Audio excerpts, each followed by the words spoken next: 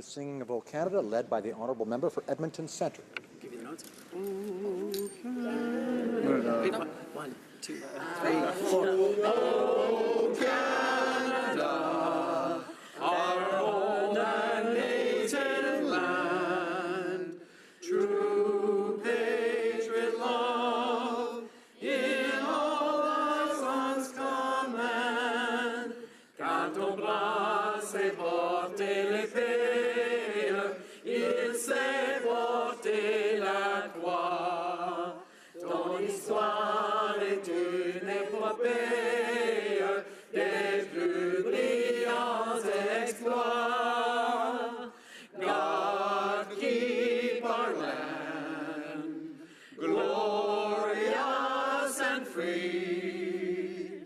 Oh Canada, we stand on guard for thee.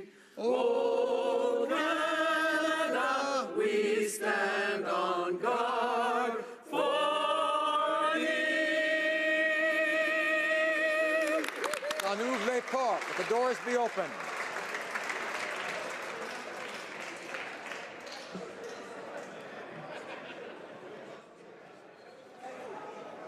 Order.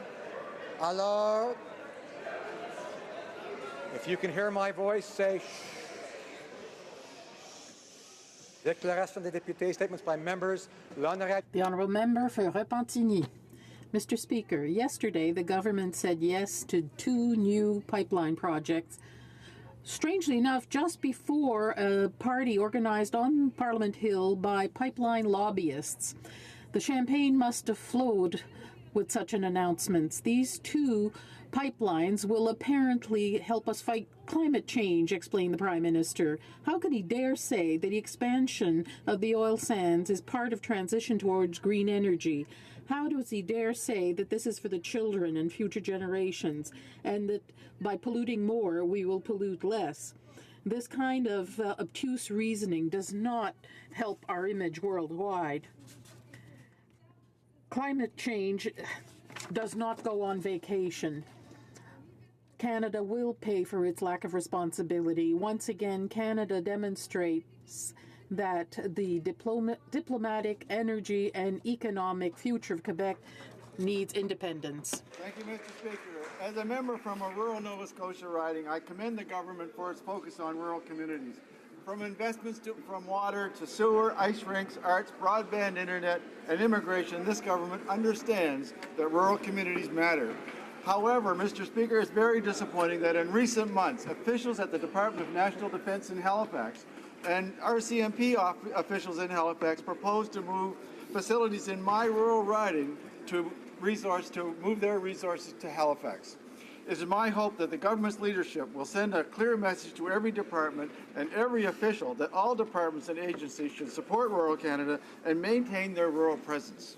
Thank you. The Honourable Member for Charlebourg-Saint-Charles. Mr. Speaker, last Saturday at the Vanier Cup, the Rouge et Or glowed in a nail-biting game. The representatives of Laval University won 31-26. Directed by Constantin, Etienne, Portier, Brennan, and Bertrand, the Rouge et Or student-athletes overcame adversity and dinos and who lost their hides. The Rouge et Or won their ninth Vanier Cup, a national record. Everyone provided 1/12 of the effort toward this victory.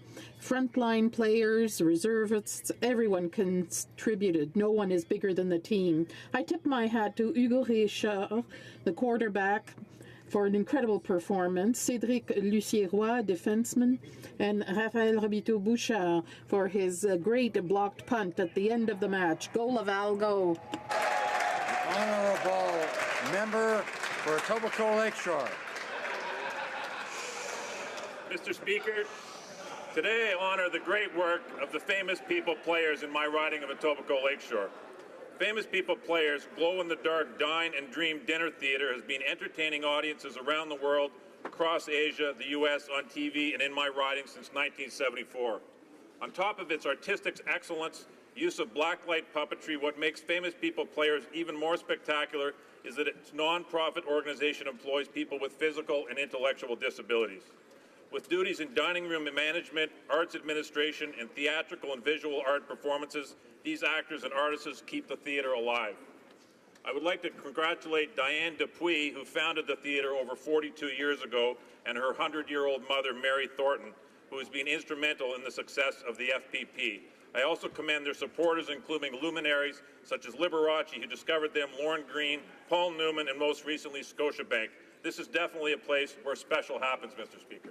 The member for Victoria. About a year ago, the Prime Minister was still a candidate, and he came to my community and he made promises.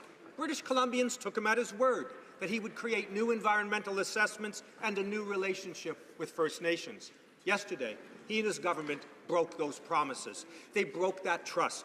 They broke trust with the Songhees and Esquimalt nations, whose territories will now be crisscrossed by 7 times as many large oil tankers. They broke trust with every British Columbian when he promised a world-class spill response. Instead, we now see what a single leaking tug can do to devastate an entire community. And now they would drive a supertanker through the Salish Sea every day, a 7-fold increase in traffic. My community will not gamble with our coastline and our economies. My community remembers what they were promised by this government. The Prime Minister may have walked away from his commitments, but the people of Victoria will stand together to fight for a clean and sustainable future for us all. The honourable member for Sudbury. Hockey Canada is the governing body for grassroots hockey throughout the country. It oversees programs from entry-level competition to the World Championships and the Olympic Winter Games. Recently, Hockey Canada held its annual meeting and re-elected Sudbury's very own Joe Drago as chair. Joe is a life member of the Canadian Junior Hockey League, a recipient of the Sudbury Community Builders Award, and a leading member of the Greater Sudbury Sports Hall of Fame. But Joe's contribution to our community goes well beyond hockey.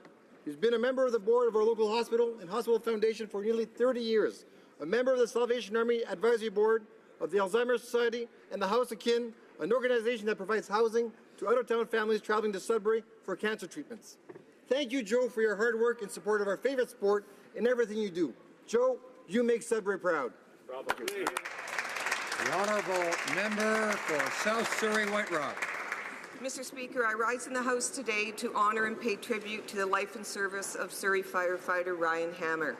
On November 21st, Ryan was on his way to work and was in a motor vehicle accident that tragically took his life. He was just 44 years old.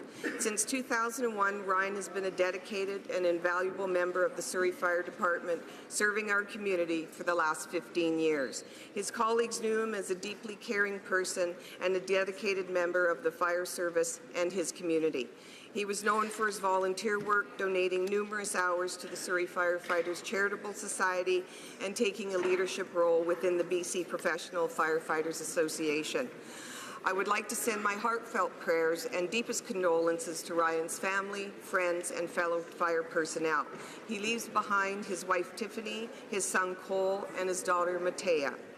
Ryan's dedication and service to our community cannot be overstated. His presence will deeply be missed by all.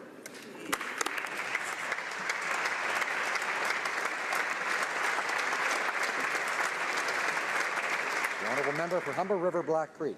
Mr. Speaker, Italian Canadians have contributed much to the building and betterment of Canada. And on behalf of all Canadians, I thank the community for all that it has done and that it continues to do. Specifically, I would like to pay tribute to Angelo and Grace Vocilento, who for decades have led by example and worked to put people first. As Canada prepares to celebrate our 150th, it's people like Angelo and Grace that set the standard for good citizenship and community building. From Opera York and the Basilicata Cultural Society to the Italian Chamber of Commerce, Rocagna Club, the Vita Nova Foundation, many of these organizations owe their successes to Angelo and Grace. Most recently, Angelo was recognized with the Volunteer Service Commendation for his generosity, and for that and much more, I offer my personal thanks. Grazie mille, sei molto speciale per me. Thank you. Honourable member for Nickel Belt. Recognize Mr. Jeffrey Perrault, co-founder of the Adaptive Canuck ALS Foundation, an ALS patient diagnosed in 2014 at the age of 32. Jeff became the first ALS patient in the world to walk in a lower body exoskeleton suit. He took 51 steps, the first steps he had taken in over a year without a walker. These steps mark only the beginning of Jeff's important journey. Health permitting, in January, Jeff will be kicking off the National Bionic Walking Tour. Son message puisse... His powerful and inspiring message regarding the importance of advancing research on ALS. Recognize Jeff's strength, determination, and courage, and we wish Jeff and thousands of ALS patients a cure for ALS. Merci beaucoup.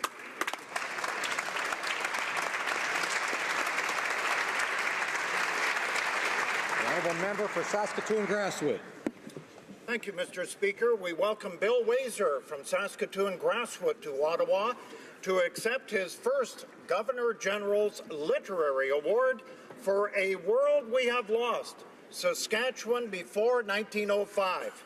This book is a great history lesson featuring Canada's first people and first explorers, and the formidable backdrop of Saskatchewan's climate, landscape, and peoples. The book is a fascinating look into the formation of our great province and the significance of trading and the relationships with our first people in a pre-Confederation Saskatchewan. Bill Wazer has published over a dozen works and continues to be one of the top historians in our province, if not our country. But today, Bill Wazer will celebrate at the Governor General's Awards for his work, A World We Have Lost, Saskatchewan Before 1905.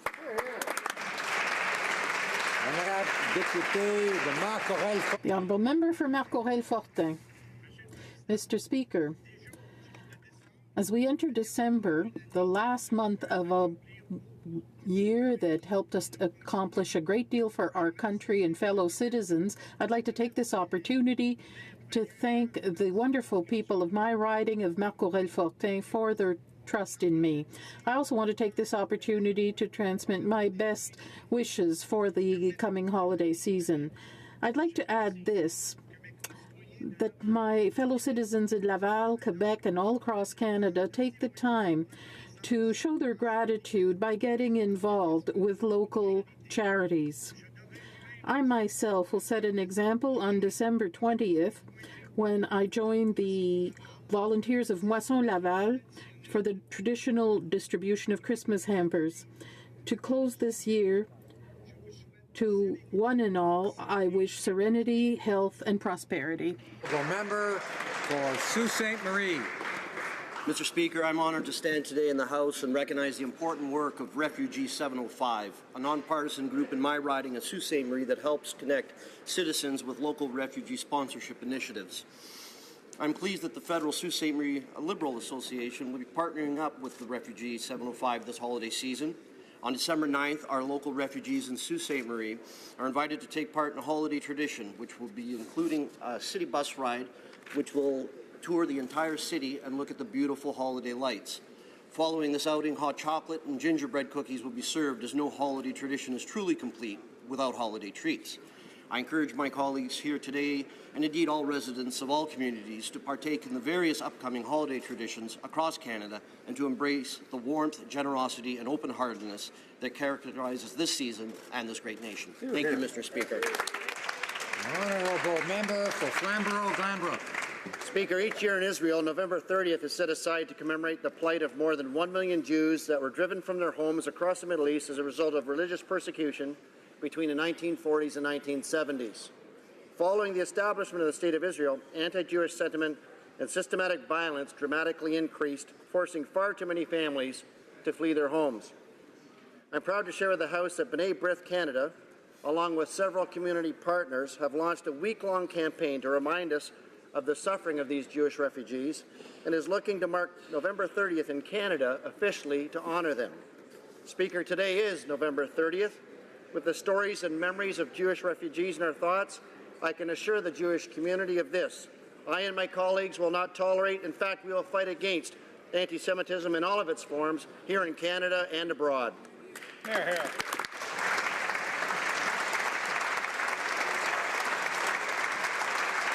Honourable member for Brampton North. Mr. Speaker, on November 18, 2016, history was made on Canadian television. Janella Massa became the first hijab-wearing Muslim to anchor a major television newscast in Canada. City News Toronto gave Janella the 11 p.m. broadcast time, and soon after, the world was tuning in. During a time of rising anti-Muslim rhetoric, discrimination against women and minorities, this is an incredible achievement, not only for Muslims, but for all Canadians. She was also the first hijab-wearing television journalist in 2015, and as an immigrant from Panama, the story is as Canadian as it gets. Mr. Speaker, Janella is a shining example of how amazing our country is and how everyone here has the opportunity to succeed in any field they desire. Thank you. The honourable member for Desnethie, Missinippi, Churchill River. Mr. Speaker, Indigenous women in this country carry a heavy burden on their backs beginning as children. Countless families experience intergenerational traumatization. Indigenous women are 3 to 5 times more likely to experience violence than non-Indigenous women. This traumatization is often explained as the root causes of violence. Alcohol, suicide, abuse, and victims of violence are symptoms of this underlying traumatization. The Auditor General reported his concern regarding overrepresentation of Indigenous women in federal penitentiaries. Acts of violence are often committed by individuals for whom violence has become normalized, having themselves been victimized in childhood. In northern Saskatchewan, there are sparse options for access to shelters and limited support for victims and abusers. Individuals end up further entrenched in the cycle of abuse and poverty. I call upon this government to urgently address these matters. We must act now. Amen. Honourable member for Moose Jaw, Lake Centre, Lanigan. Mr. Speaker, it is with great sadness that I rise today to mark the passing of Saskatchewan Party MLA Roger Perrant at age 63. Only yesterday it was announced that Roger had been diagnosed with cancer, and then literally just hours later, Roger passed away at the Royal University Hospital in Saskatoon. Roger had been an MLA since 2011.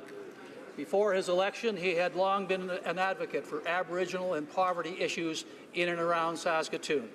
He had been involved with the Saskatoon Homelessness Initiative, the Saskatoon Aboriginal Economic Development Council, the Saskatchewan Committee on Aboriginal Procurement, and the Métis Nation Saskatchewan. His contributions to the community and to the lives of individual people were many. Needless to say, his passing comes as a complete shock to the people of Saskatchewan, particularly to those who knew him well and who loved him. Our thoughts and prayers go out to his wife Sheila, the entire Perrant family, and his many, many friends throughout Saskatchewan, to whom we offer our most sincere condolences and sympathies. Thank you, Mr. Speaker.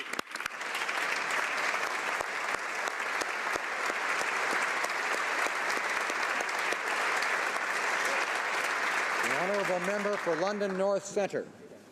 Mr. Speaker, today I rise to speak about London, Ontario, the city I have the honour of representing in this great House. London is the birthplace of insulin. Our researchers are behind a potential HIV vaccine that's going through the clinical trials process, and many firsts in healthcare have happened at our world-class hospitals and research facilities.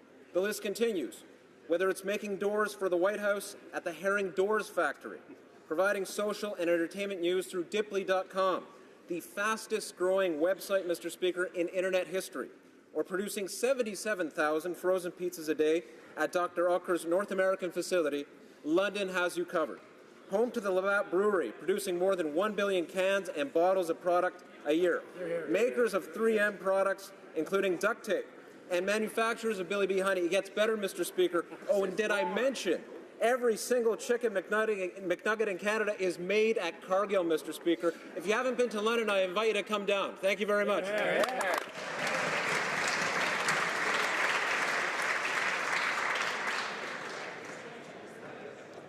Oral questions, questions orales. The honourable leader of the opposition.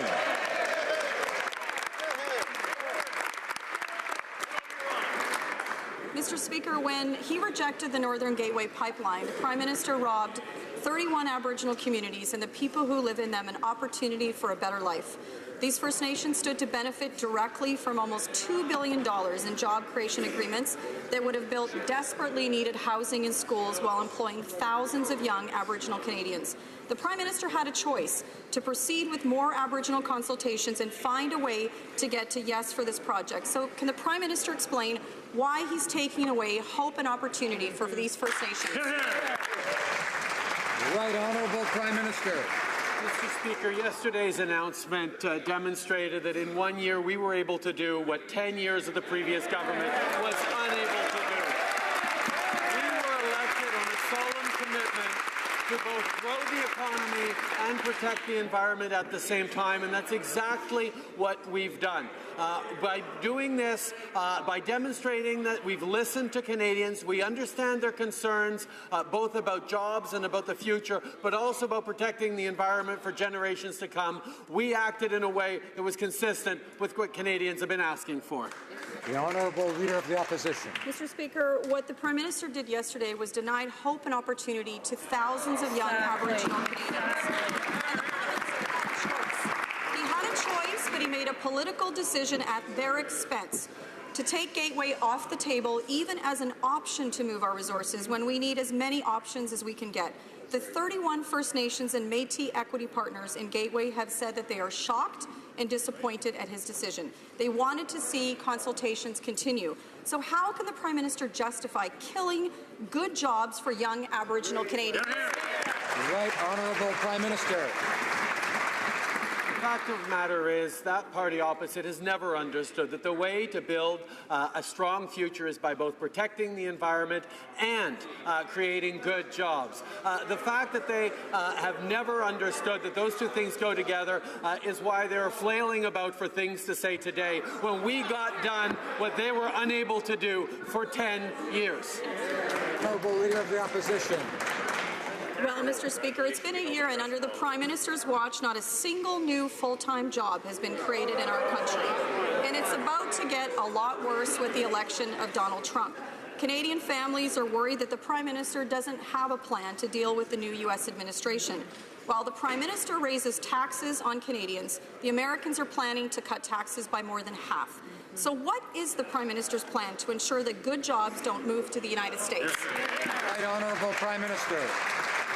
Well, for one, the announcement we made yesterday will ensure that our natural resources will be able to reach markets overseas. The fact that we can now diversify to a greater degree and reduce our dependence on the U.S. market is a key thing. But as always, we will engage in constructive ways with the incoming American administration to protect Canadian jobs, to uphold our interests, and to demonstrate that we are the party that is working seriously to grow the economy, create good middle-class jobs, and a better future for all Canadians. Order. Honourable Leader of the Opposition. Mr. Speaker, a press conference does not build a pipeline. All the Prime Minister did yesterday was approve a pipeline. Now the difficult work begins. And the very people that oppose this pipeline are his supporters and the people that helped him get elected. So, Mr. Speaker, my question to the Prime Minister is, when is he going to go out to British Columbia and convince the very people that oppose this pipeline to get on board? Honourable Prime Minister. The fact is, Mr. Speaker, we recognize that on big decisions there will be people on both sides of any important decision. We made a decision based on national interest to create good jobs and to make sure that we are consistent with reducing climate emissions by reducing the amount of oil by rail, for example. This is our commitment to Canadians, that we will grow the economy in the national interest and protect the environment for generations to come, and that's what we succeeded in doing where the Conservatives failed. Chef de l'Opposition.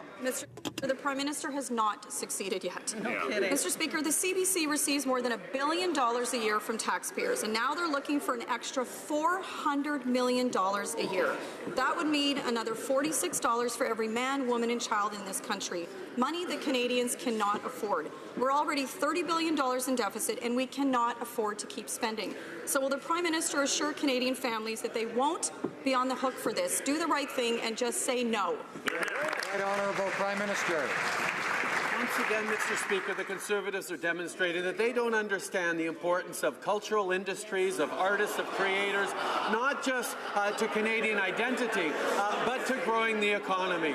The fact is, investing in the stories that bind us together as a nation in both official languages, ensuring that Canadians understand each other's lives and experiences is at the heart of the mandate of the CBC, and listening to Canadians is exactly why we are on this side of the House and they are stuck in opposition. Order.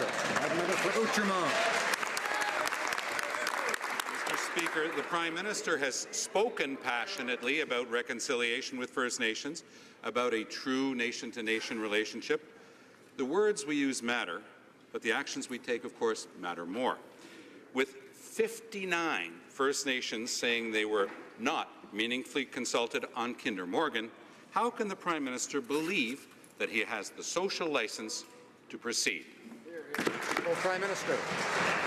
In any decision, there are going to be people on both sides of a major decision. And the fact that 39 different Indigenous communities signed agreements worth over $300 million in benefits to them for the Kinder Morgan pipeline, and the fact that Indigenous communities that number of Indigenous communities are disappointed that we turned down the Northern Gateway process shows that both sides have been listened to, and we made decisions in the best interests of Canadians. The Honourable Member for Outremont. Oui, merci, Monsieur le Président. Well, thank you, Mr. Speaker.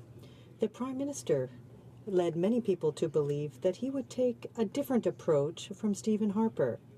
He led many people to believe that he would never approve an energy project using the same flawed examination process as Stephen Harper. Many Canadians feel betrayed and deceived today. Can the Prime Minister tell them honestly that things would have been different if Stephen Harper had still been in power? The Right Honourable Prime Minister. Oui, Monsieur le Président. Yes, Mr. Speaker. What we did by establishing carbon pricing, by protecting our oceans, this was unprecedented, but across the world, by showing that we understand how working with the provinces is constructive, how important it is for meeting our emissions targets for greenhouse gases, by showing that we understand that the economy and the environment go together. The NDP never understood that to create good quality jobs, choices must be made, and to protect Canadians and the future for their families, we need to protect the environment at the same time. Mr. Speaker, real reconciliation must include extensive consultations. And true reconciliation also means not taking First Nations to court needlessly. A Manitoba judge has struck down a pernicious requirement that residential school survivors must somehow prove the perpetrator's intent in cases of sexual assault of children. Will the Prime Minister withdraw this despicable appeal that is making it even harder for residential school survivors to receive long overdue compensation? Right Honourable Prime Minister. Mr. Speaker, we were elected on a solemn commitment to create reconciliation with the Indigenous peoples across this country. And the fact is, the investments we've made, the work that we're doing to support Indigenous communities, to protect children, and to keep doing the good work that Canadians expect us and that Indigenous communities expect of us, to partner in respect and in a positive approach is what we're going to continue to do. Speaker, my question for the Prime Minister. Will 2015 be, quote, the last election under first past the post? Yes or no? Right Honourable Prime Minister. We made a commitment to ensure that 2015 was the last election under first past the post, and that's why we're working with parties across the country, parties across this House and Canadians across this country to figure out how to best improve our electoral system. There's a broad range of opinions out there, and I very much look forward to the report of the committee tomorrow and to the consultation that we've launched directly with Canadians to weigh in on the values that they have. I encourage Canadians to look to their mailboxes next week and participate in the national survey so we can hear their views on electoral reform. Honourable Member for Lac-Saint-Jean. Mr. Speaker, Monsieur le Président, les consultations... Mr. Speaker, consultations with U.S. partners have confirmed two important things. In 2006, there was a softwood lumber agreement thanks to strong political will by Prime Minister Harper. At present, there has not been a strong political will to renew the agreement by this Prime Minister, and that has put us in a weakened position, Mr. Speaker. Even if the Prime Minister didn't keep his word to resolve this issue in 100 days following Obama's visit, can he resolve it and settle it today, Mr. Speaker? The Honourable Minister. Thank you, Mr. Speaker. I must point out that the softwood lumber agreement expired under the previous government.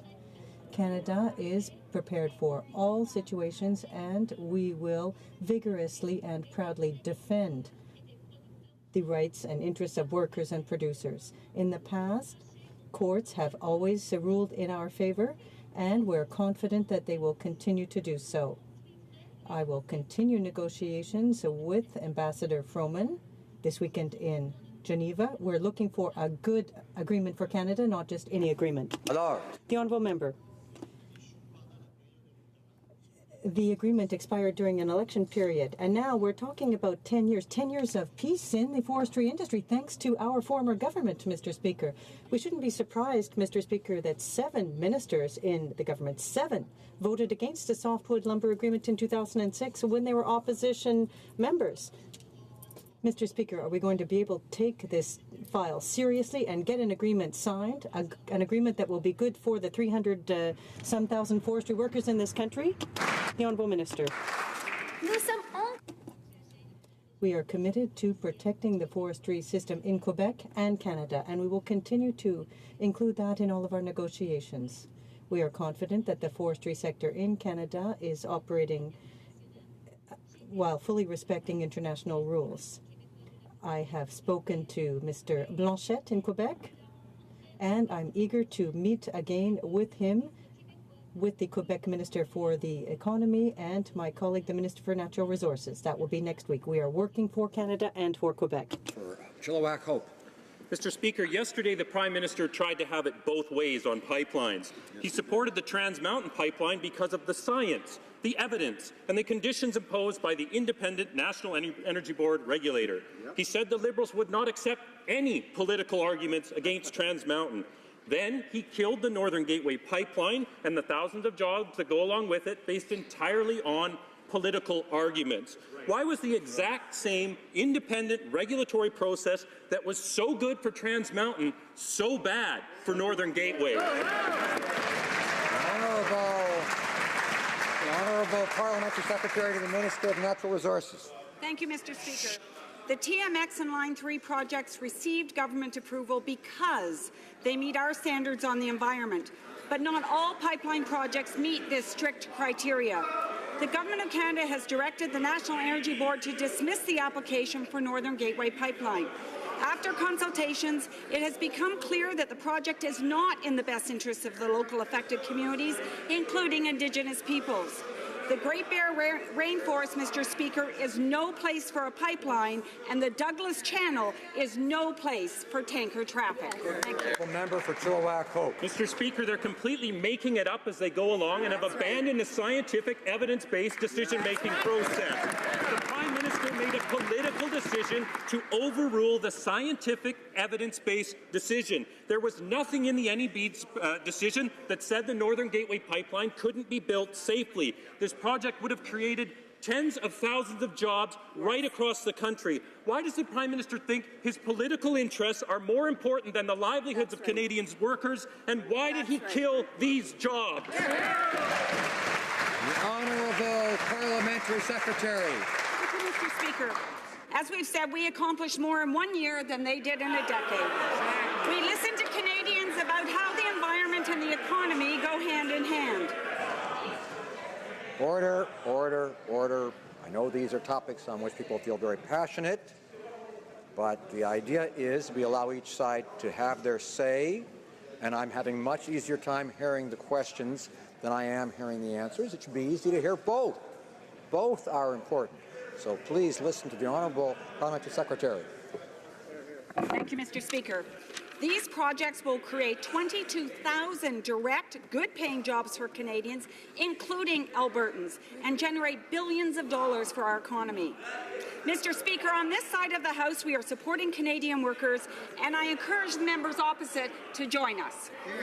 The Honourable Opposition House Leader. Mr. Speaker, it's clear that the decision to reject Northern Gateway was based on politics and not evidence. And in doing so, the Liberals decided to pick winners and losers. Now, the losers today are the 31 First Nations equity partners who are counting on these jobs for some opportunity on their First Nation. Pipelines, Mr. Speaker, are the safest way to transport oil. So a simple question. Exactly what scientific reports did the Liberals use to confirm that Trans Mountain is safe, but Northern Gateway isn't? Honourable Parliamentary Secretary. Mr. Speaker, Canadians know that strong action on the environment is good for our economy. It makes us more competitive, fosters innovation, and reduces pollution. With the approval of these projects and with our announcement of the tanker moratorium, we are moving in the right direction. Mr. Speaker, these projects will create thousands of good-paying jobs for Canadians and generate billions of dollars for our economy. Thank you, Mr. Speaker. The Honourable Member for Kamloops Thompson Caribou. Mr. Speaker, 31 First Nations and Métis communities who are equity partners in the Northern Gateway pipeline did not mince words. Quote, "We are profoundly shocked and deeply disappointed that the Prime Minister blatantly chose to deny our constitutionally protected right to economic development." They went on to say, "This decision will eliminate significant financial and social benefits committed to our communities." Mr. Speaker, they negotiated in good faith. Why are the Liberals robbing them the opportunity for future prosperity? Honourable Parliamentary Secretary. Mr. Speaker, no relationship is more important to our government than the one with Indigenous peoples. We're committed to a renewed nation-to-nation relationship based on recognition of rights, respect, cooperation, and partnership. We have had the opportunity to meet many of the Indigenous chiefs, including in the Lower Mainland affected by these projects, to hear their concerns firsthand. Our government continues to work with Indigenous leaders in the development and of our sustainable natural resources. Thank you. Order. I know that members are capable of self-discipline, including the member for Cypress Hills Grasslands. He's a farmer, after all. He's got to be disciplined a lot of the time. So I know he can do it here, too. The Honourable Member for Edmonton Strathcona. Mr. Speaker, this government promised Canadians that if they were elected, they'd base their energy decisions on scientific evidence. In reviewing the Kinder Morgan project, the NEB heard clear scientific evidence that a 7-fold increase in oil tanker traffic through the Salish Sea would deliver a near-certain extinction for the southern resident killer whale pod. The NEB agreed these are significant adverse effects. How does this government explain ignoring the science with the resulting death sentence to these threatened whales? The Honourable Minister of Fisheries. Mr. Speaker, our government shares the honourable member's concern for the importance of protecting the southern resident killer whale population. This is a population that has been under stress for many years. There are three principal factors which have contributed to this stress: contaminants in the water, their inability to find sufficient prey, in this case often Chinook salmon, and the increased noise represented by a whole series of marine traffic. Mr. Speaker, I'm prepared to tell the House and all Canadians the Minister of Transport and I have a very ambitious plan to more than mitigate all of these measures to ensure that these iconic species survive. The member for Port Moody Coquitlam. The Kinder Morgan pipeline will triple the capacity of the current pipeline and increase tanker traffic in Vancouver's harbour 7-fold. The likelihood of a spill from the pipeline or a tanker is as high as 97%, which would devastate the environment and the economy of the entire region. Why are BC Liberal MPs turning their backs on British Columbians, ignoring the evidence, and putting politics before safety? The Honourable Parliamentary Secretary to the Minister of Transport.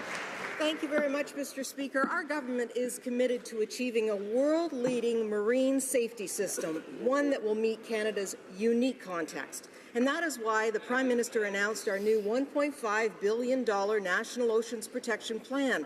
And this will allow us to put in place concrete measures to enhance marine safety, to prevent and to better respond to marine pollution incidents. We will work with partners, including Indigenous and coastal communities, to develop, update and modernize regulations and other tools to better respond to community issues related to marine traffic. Thank you. Member for Barrie Springwater, Oro-Medonte. Mr. Speaker, on November 16th, stock trading on the TSX was halted for Canopy Growth after their stock doubled for no apparent reason. Canopy was founded by Chuck Raffici, the former Chief Financial Officer of the Liberal Party of Canada. Now, Canopy is refusing to answer questions about allegations that insider information was used to influence stock trading. Mr. Speaker, was the Marijuana Task Force report leaked? The Honourable Minister, order.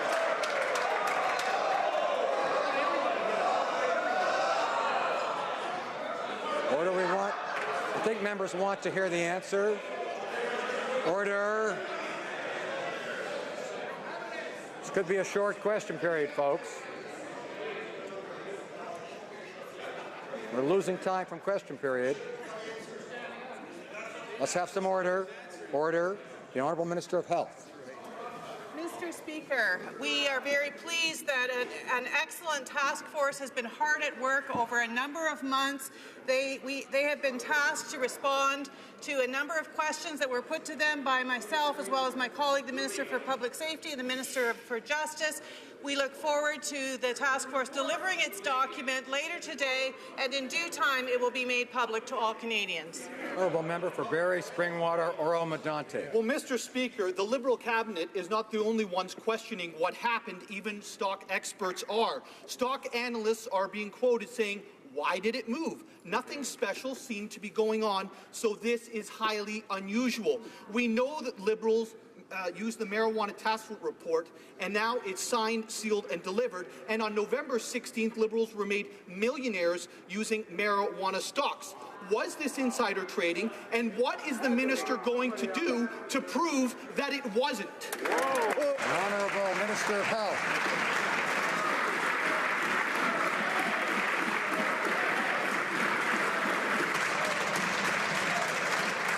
Order. The Honourable Minister of Health. Mr. Speaker, our government is pleased that a number of excellent, well-informed Canadians have met over the last number of months. They have received input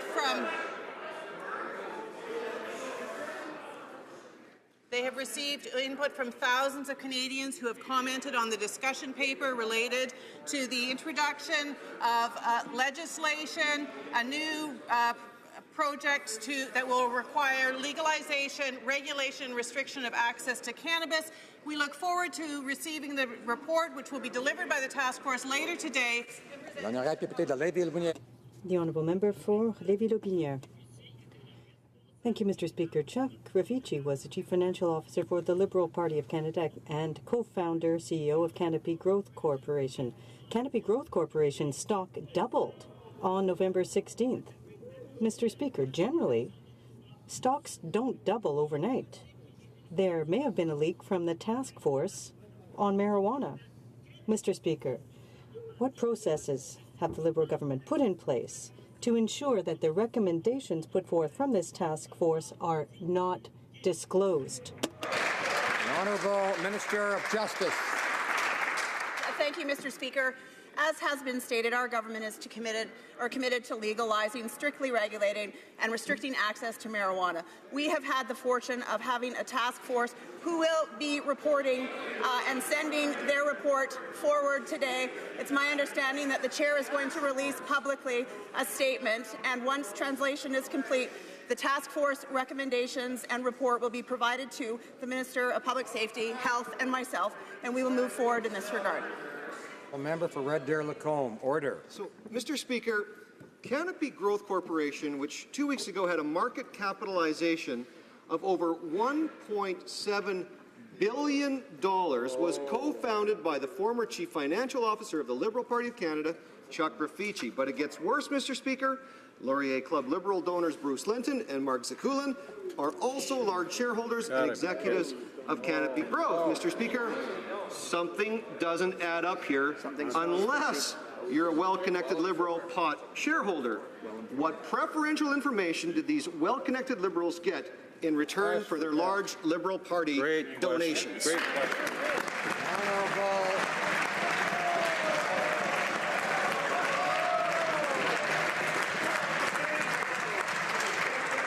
Order. Jim. Order. The Honourable Government House Leader. Mr. Speaker, the member is intentionally mixing things that need not to be mixed. And the member very well knows that when it comes to fundraising, Canada has some of the most strict rules across this nation. And I can assure Canadians that that is the case, because even the Chief Electoral Officer has stated that Canada's political financing laws are the most advanced, constrained, and transparent in the world. We will continue to follow the rules. Thank you, Mr. Speaker. Excellent. Order. The Honourable Member for Skeena-Bulkley Valley. Thank you, Mr. Speaker. It's been said that those who cannot remember the past are condemned to repeat it. 2.5 years ago, against the wishes of First Nations and British Columbians, Stephen Harper approved the Northern Gateway Bitumen Pipeline. And a year ago, BC helped. Wait for the rest of it.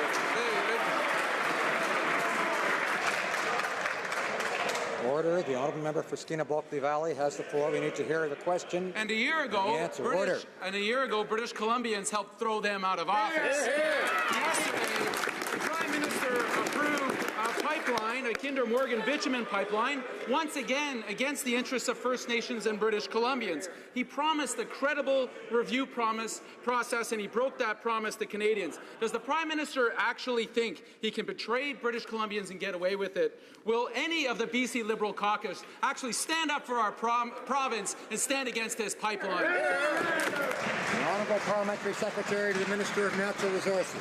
Thank you, Mr. Speaker. Yesterday, Canada took a step forward in supporting thousands of good-paying middle-class jobs.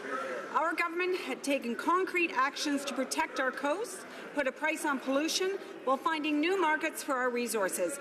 But don't take my word for this. This is what Alberta NDP Premier Rachel Notley had to say. We don't have to choose between the environment and building the economy. Canada is going to be a global leader on climate change, and our country will still create jobs and greater economic equality. Mr. Speaker, the Alberta NDP seems to get it. When will the party opposite? The Honourable Member for Esquimalt, Saanich, Sooke. Well, Mr. Speaker, while BC Liberal MPs sit silent, BC New Democrats stand united to fight the Kinder Morgan pipeline. Mr. Speaker, southern resident killer whales were designated as endangered more than a decade ago, yet neither the Conservatives nor two Liberal governments have ever produced the recovery strategy required by law. Instead, we get yet another vague promise today. How could the Liberals betray British Columbians and approve the Kinder Morgan pipeline without a recovery plan in place, knowing that this project could wipe out these iconic orcas? Honourable Minister of Fisheries. Mr. Speaker, my colleague knows very well that the Department of Fisheries and Oceans outlined a draft plan and made public a draft plan this past summer. We received over 11,000 comments from British Columbians and other Canadians. Those are being incorporated into a new action plan which will be released in January, which will take into account these suggestions from Canadians. And Mr. Speaker, make no mistake about it, the Minister of Transport and I will take our responsibility to protect these iconic orcas, and will do what's necessary to ensure that they not only survive, but that they recover. The Honourable Member for Pickering-Uxbridge. Mr. Speaker, earlier today, Statistics Canada released the quarterly GDP numbers for Canada. Would the Minister of Finance please update this House with what Canada's GDP performance was in this quarter of this year? Yes. The Honourable Minister of Finance. Order. Mr. Speaker, I'd like to thank the member from Pickering-Uxbridge.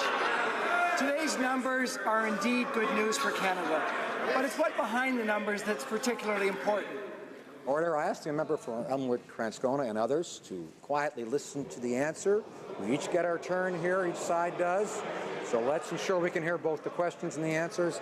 The Honourable Minister of Finance. Mr. Speaker, as I was saying, today's numbers are indeed good news, but it's what's behind the numbers that's particularly important. It's the strength and resiliency of the people in Fort McMurray as they rebuild their homes that are not only helping them but contributing to our broader economy.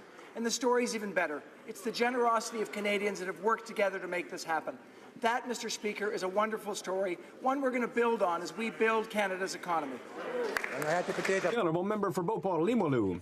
Mr. Speaker, yesterday I asked a very simple question of the Minister of Public Services and Procurement, and she didn't answer my question. I'll ask it again. Her government took the controversial decision of buying 18 out-of-date Super Hornet fighter jets. The Minister's mandate is to ensure that contracts signed by the Government of Canada are the best contracts possible at the best price for all taxpayers. Mr. Speaker, can the Minister please finally tell us what is the individual price of each Super Hornet? And if she can't do that, does that mean she's moving forward without knowing the basic facts? The Honourable Minister of Public Services and Procurement. Mr. Speaker, I thank my colleague for his question. We made a decision that was in the best interest of our men and women in uniform to get them the equipment they need to cover off a capability gap. We are in the process now of working with Boeing and the U.S. government to determine the best way forward. We will have an interim fleet to take care of our men and women in uniform. I am not going to stand here and prejudge what the value of the contract will be. We are going to negotiate. We have an idea what that cost will be, but it will be foolhardy for me to stand here and discuss with you and with anyone else before doing so with the U.S. government and with Boeing. The Honourable Member for Beauport-Limoilou. The truth is straight simple. She's not answering because she doesn't know the cost of the plane. That's what we call bad governance, Mr. Speaker. The open and transparent process to replace the fighter jet fleet took 2 years in Norway, 16 months in South Korea, and 11 months in Denmark. The Liberals know that this file will be closely watched by Canadians as they severely evaluate the performance of the current government. And that's probably why they've extended it to 5 years to push it back after the elections. When will the minister fulfill her ministerial mandate and not her party's political agenda? Minister of Public Services and Procurement. Mr. Speaker, again, I thank my honourable colleague for his question. The reality is that our focus is on getting the best equipment we can for the men and women in service. We are going to do that by living up to our commitment to have an open and transparent competition where any plane that meets requirements will be able to compete. We want to make sure we get the best deal possible for our men and women in uniform and for Canadian companies. We want to make sure we have middle-class jobs available for Canadians, and we are going to do what the previous government didn't do, and that is an open and transparent competition so they know they were in contempt of... The Honourable Member for Selkirk, Interlake, Eastman. Order. Thank you, Mr. Speaker. And you can do that competition within 2 years and select the proper fighter jet. There is absolutely zero logic to the Liberal approach to replacing Canada's fighter jets. The procurement minister has signed a blank cheque to buy a fleet of obsolete fighters. Procurement experts know that this is going to cost taxpayers billions and billions of dollars.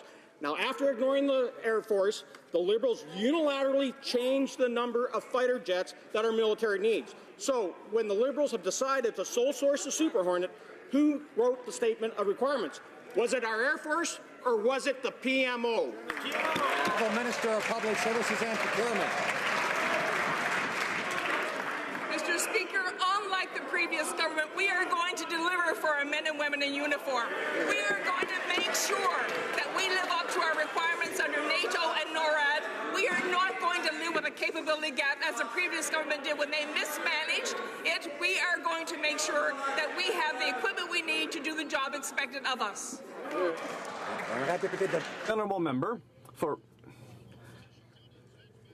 Mr. Speaker, the Liberals changed the number of fighters that the Government of Canada has to have ready at any time. This change was necessary to justify the story created by the Liberals that we have a capability gap. But it's absolutely false. They're not meeting any real need of the RCAF. They're serving uniquely the interests of the Liberal Party of Canada. The Liberals haven't listened to our defence experts. Who in the government has made these changes? Honourable Parliamentary Secretary to the Minister of National Defence. Mr. Speaker, it's more than mildly ludicrous for a Conservative party to lecture this government. Their requirements went from $9 billion to $16 billion to $26 billion to $42 billion to $45 billion, and they're telling us how to manage their procurement. We have a capability gap, Mr. Speaker. We have to manage the NATO gap, and we have to manage the NORAD requirements. Those two requirements create a capability gap, which we are no longer prepared to manage. Hence the decision this week. The Honourable Member for Belleuil-Chambly. Mr. Speaker, while the RCMP is still trying to get more surveillance powers, people are still waiting for the reforms to C-51 promised in the last election campaign. But the government seems to prefer listening to the RCMP and CSIS instead of Canadians who have real concerns. Surveillance of journalists, surveillance of Indigenous activists, illegal stockpiling of data by CSIS. Mr. Speaker, when will the minister finally see that this is an urgent situation and repeal C-51? Honourable Minister of Public Safety. Mr. Speaker, we've made it very clear that amendments with respect to Canada's security laws will be forthcoming when the national security consultation is complete. That consultation, by the way, online will finish on the 15th of December. The government will then continue to examine the input from Canadians and take their advice into account as we shape a new security framework for Canada that benefits from the input of ordinary Canadians. The Honourable Member for Sherbrooke. Thank you, Mr. Speaker. The Auditor General's report is damning for the Canada Revenue Agency.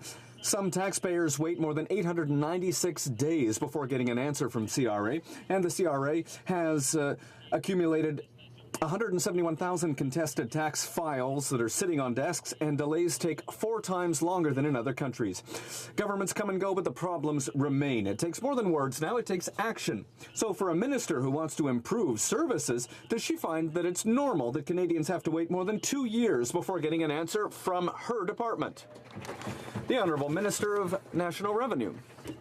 Mr. Speaker, I'd like to thank the Auditor General for his report, and I will say that the CRA welcomes the 8 recommendations in the report. Canadians need access to good services from the agency. That's at the heart of my mandate letter, and I have committed to do everything to respect that mandate. It's important to note that an action plan to reduce processing times is already underway, and it will be ready at the beginning of 2017.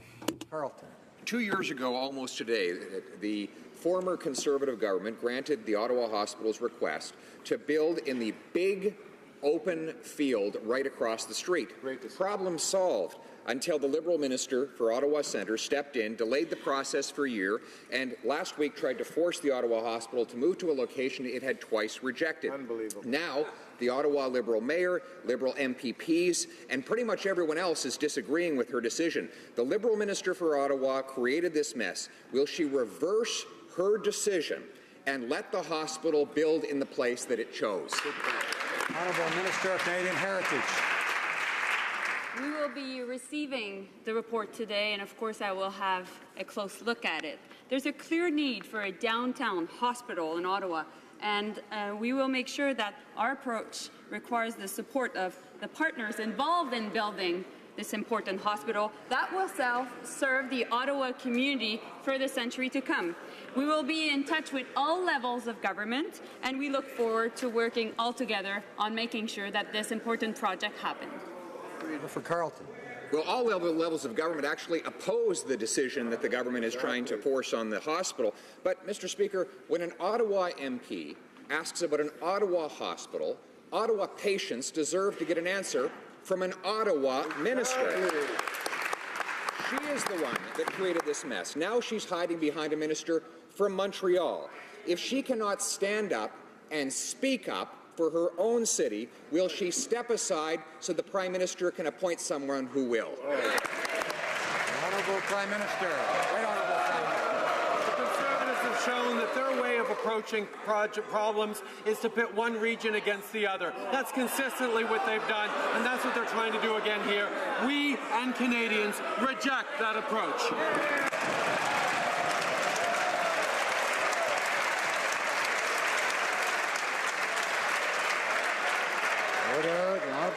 Order. That's enough. The honourable member for Durham will come to order. The honourable member for York Simcoe. Order. Standing up for our constituents is what we were sent here to do. Exactly. Just months ago, the Liberals gave the CBC $675 million on top of the $1 billion a year they already get. The CBC now says it's not enough, and they want another third of $1 billion a year and more from the hard-pressed Canadian taxpayers. When it comes to the CBC, it seems it's just never enough. The Liberals say they are open to this request from their friends. Will someone over there finally take the side of the taxpayers and halt the convoy of Brinks trucks to the CBC? Honourable Minister of Canadian Heritage. I must remind the honourable member that we reinvested $675 million in CBC Radio-Canada because there were important cuts in the past 10 years that really affected negatively our public broadcasters. Absolutely. And I would also advise my colleague and friend that we just did public consultations on Canadian content. And the reality is that the members of the NDP and the Bloc participated in consultations, and nobody from the Conservative participated in this. And what we clearly heard is that Canadians love this. Honourable member for Calgary Skyview. Thank you, Mr. Speaker. Mr. Speaker, yesterday the government announced several important decisions that will create more good middle-class jobs while protecting environmentally sensitive areas. Can the Minister of Natural Resources please inform this House what steps are being taken to create the prosperity we seek while we preserving the environment we all cherish? Thank you, Mr. Speaker. Honourable Parliamentary Secretary. Thank you, Mr. Speaker, and I'd like to thank the member from Calgary Skyview for his question. Mr. Speaker, Canadians have clearly told us that the environment and the economy must go hand in hand. That's why our government has done the hard work to price carbon pollution, to protect our oceans and coastlines, and put in place world-leading safety standards for pipelines. Our announcement yesterday will create thousands of good, middle-class jobs and generate billions of dollars for our economy. That's money that can be invested in hospitals, roads, schools, and clean energy initiatives, leaving a cleaner, more prosperous country for our children and grandchildren. Thank you, Mr. Speaker. Honourable member for Foothills. Mr. Speaker, Mr. Como was charged with buying beer in Quebec and taking it home to New Brunswick, but he won his fight in court. Yesterday, New Brunswick announced that they will appeal this decision to the Supreme Court of Canada. Prosecutors have said this case concerns issues of interprovincial trade with significant consequences. I think all of us in this House would agree laws should not restrict Canadians from purchasing and selling goods between provinces. Will the Liberal government commit to protecting the constitutional right of all Canadians and ensuring we have free trade across Canada? Honourable Parliamentary Secretary, the Minister of Economic Development. Mr. Speaker, although I can't comment on the specifics of the appeal to the Supreme Court, I can confirm to all honourable members that this government does support freer trade within Canada. And to that end, we had a really great role, the Minister had a great role this year in crafting a Canadian free trade agreement. And as part of that agreement, the provinces had hopped up to making setting up a working group on interprovincial trade of alcohol with a goal of creating a more open domestic market. Mr. Speaker, I'm really quite pleased that we've decided to do something substantial on this debate. It tastes great and it's less filling. The honourable member for Jonquière. Mr. Speaker, I had a hard time understanding yesterday when I heard the Minister of International Trade blame the previous government for the lack of a softwood lumber agreement. Workers don't want to hear little partisan political games when their livelihood is at stake. What they want to know is if there's a plan B that's ready to go today. Americans have launched hostilities. They want to add more duties to our softwood lumber. The government of Quebec is also looking for answers from this government. Is there a plan B ready to go? Yes or no? The Honourable Minister of International Trade. We will defend the interests of our industry proudly. Last week, André Tremblay, the President and Director General of the Quebec forestry industry, said that our government is doing, and I quote, excellent work. The premiers of the provinces and territories have also saluted the work done by the federal government to attempt to conclude a new softwood lumber agreement. But, Mr. Speaker, we are looking for a good agreement for Canada, not just any agreement. Member for Glengarry Prescott Russell. Mr. Speaker, bovine tuberculosis is a serious issue facing beef ranchers in Alberta and Saskatchewan, whose herds have been placed under quarantine while the CFIA conducts necessary testing. Can the Minister of Agriculture tell us what he is doing to help these ranchers with their costs? Good question. Minister of Agriculture. Thank you, Mr. Speaker, and I appreciate my honourable colleague's question and concern. Being a farmer, I fully understand how serious this is for our ranchers who are affected.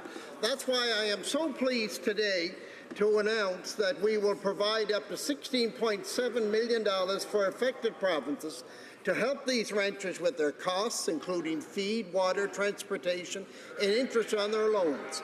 We are committed to helping these ranchers while we take the appropriate measures to clear the industry of this disease. Thank you, Mr. Speaker. Member for Banff Airdrie. Mr. Speaker, last week in shocking testimony before a Senate committee, the Chief Electoral Officer said that there is no way to restrict or prevent foreigners or foreign organizations from trying to influence Canadian elections. So that's no restrictions on unlimited spending for things like polling, canvassing, phone banking, or election websites. Yet we see nothing that addresses these concerns in Bill C-33. Is the Democratic Institutions Minister not concerned about this kind of foreign interference in Canadian elections? Honourable Minister of Democratic Institutions. Speaker, I want to thank the honourable member. It's been a while since I've received a question from him. And Mr. Speaker, I thank him for the opportunity to talk about Bill C-33 in this House, where we repealed the unfair elements of the Fair Elections Act and extended the right to vote to those Canadians living and working abroad. Mr. Speaker, our Chief Electoral Officer, to whom we are all indebted to, has provided a report based on the results of the last election. We and the very special committee, PROC, will be delivering their report and their recommendations, and we will have an opportunity to debate that in this House. A member for Saanich Gulf Islands. Thank you, Mr. Speaker. Many British Columbians believed the Liberal election promises last year. I myself did. I believed the Liberal campaign promises that the National Energy Board process was so badly broken that no pipeline could be approved as a result of that process. No magical process has intervened, no testing of the evidence. There are no facts to justify this decision, and we know that Dilbit cannot be cleaned up if spilled. I would ask the Prime Minister to reconsider and suspend yesterday's decision to find the facts and the evidence that will show that approving Kinder Morgan is not just. Right Honourable Prime Minister. The fact is, Mr. Speaker, that the interim process we put in place both extended the consultation period with Indigenous Canadians and strengthened the science applied. But we understand and we made commitments throughout the election campaign and leading up to it that getting resources to market in smart, sustainable ways was a fundamental responsibility of the Prime Minister and of the Canadian government. One that was failed by the previous government, one that we have delivered today. This will conclude question period for today.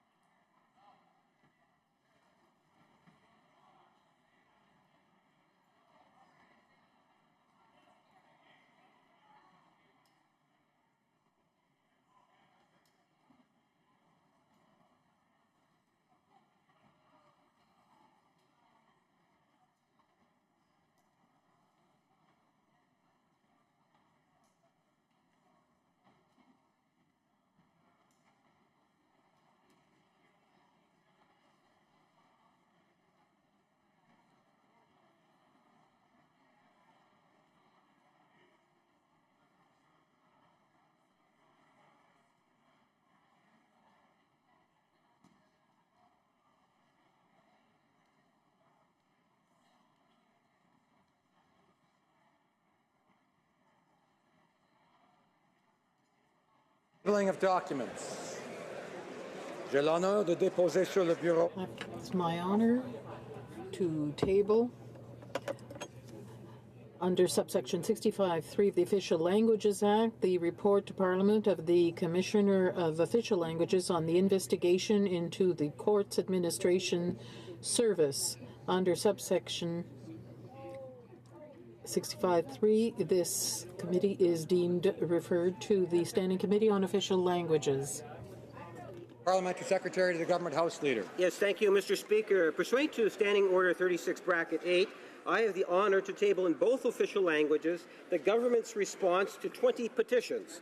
And, Mr. Speaker, while I'm on my feet, I would also move, seconded by the member for Orleans, that the House do now proceed to orders of the day. I see the opposition House Leader is rising on a point of order. Rise on a point of order to challenge the moving to orders of the day this early in routine proceedings, a procedure that seems to be done habitually by this government when it's poised to close off debate on important issues. In this case, the government has already limited debate on the third reading stage of C-26, which is scheduled today. As you know, Mr. Speaker, 1 day is the minimum amount of days that can be allotted under the standing orders, and this government House Leader chose as that 1 day the shortest day in our calendar. Now, I won't take up more of this House's time on that point before I get back to my procedural intervention, but I do want to say one thing. This House expected more than a minimal effort from this so-called new tone government House Leader, and we're very disappointed. Mr. Speaker, now back in the spring, the government moved and adopted motions to proceed to orders of the day 4 Wednesdays in a row, skipping over all rubrics of routine proceedings. That was April 20th, May 4th, May 11th, and May 18th. Most recently, the Parliamentary Secretary to the Government House Leader moved such a motion on Thursday, November 17th. And today, the government is proposing to do it again for the 6th time. I would argue that this Government House Leader is continuing where her predecessor left off in misusing this procedure. I refer you, Mr. Speaker, to a Speaker's ruling of April 14, 1987. In his ruling on a similar matter, the Speaker stated, and I quote, "Routine proceedings are an essential part of House business, and if they are not protected, the interests of the House and the public it serves are likely to suffer severely." End quote.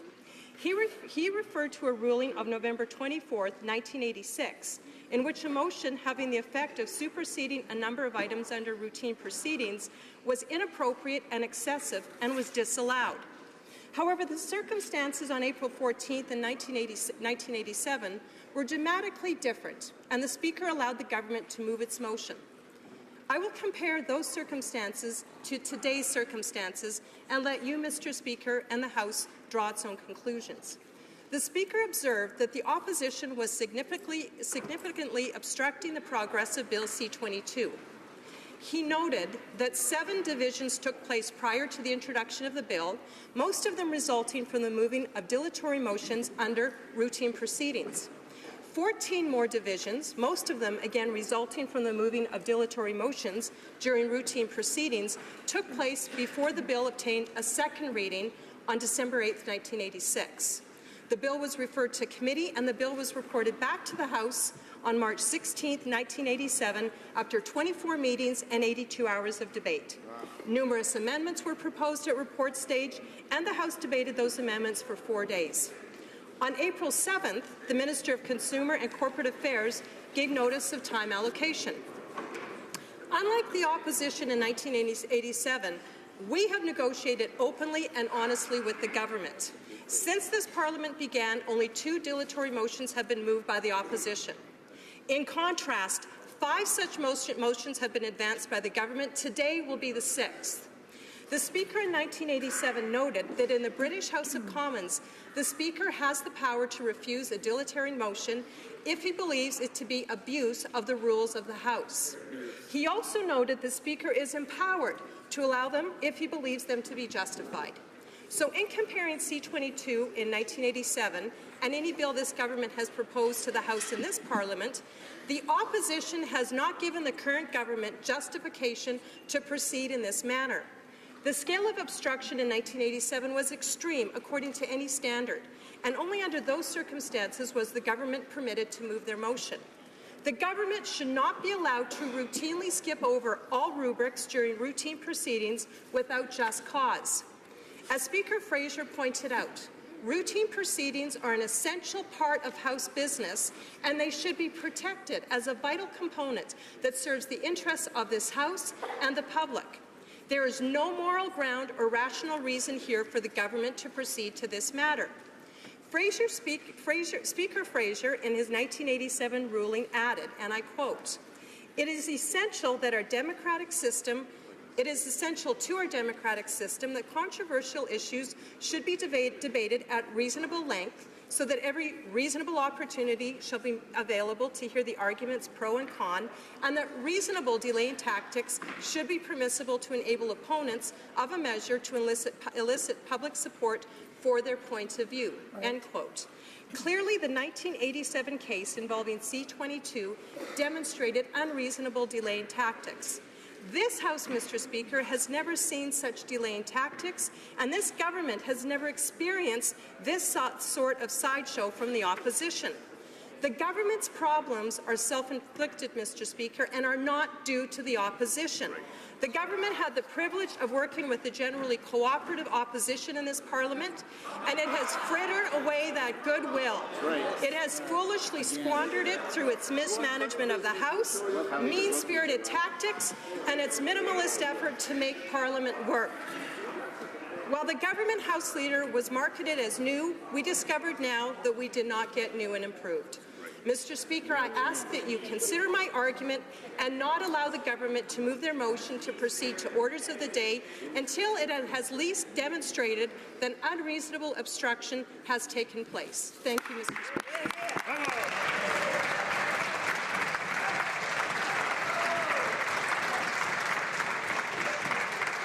The honourable member for Victoria, raising the same point of order. That is right, Mr. Speaker, and I'll be very brief. I just want, for the record, the third party to speak in favour of what the the opposition House Leader has just said. For those Canadians watching, what does this mean, Mr. Speaker? It means that MPs will not be able to table bills, will not be able to table petitions or advance those parts of our roles as members of Parliament that we are here to do in representing our community. I agree with the opposition House Leader that there has been a genuine effort to work in good faith and find this very disappointing. Thank you.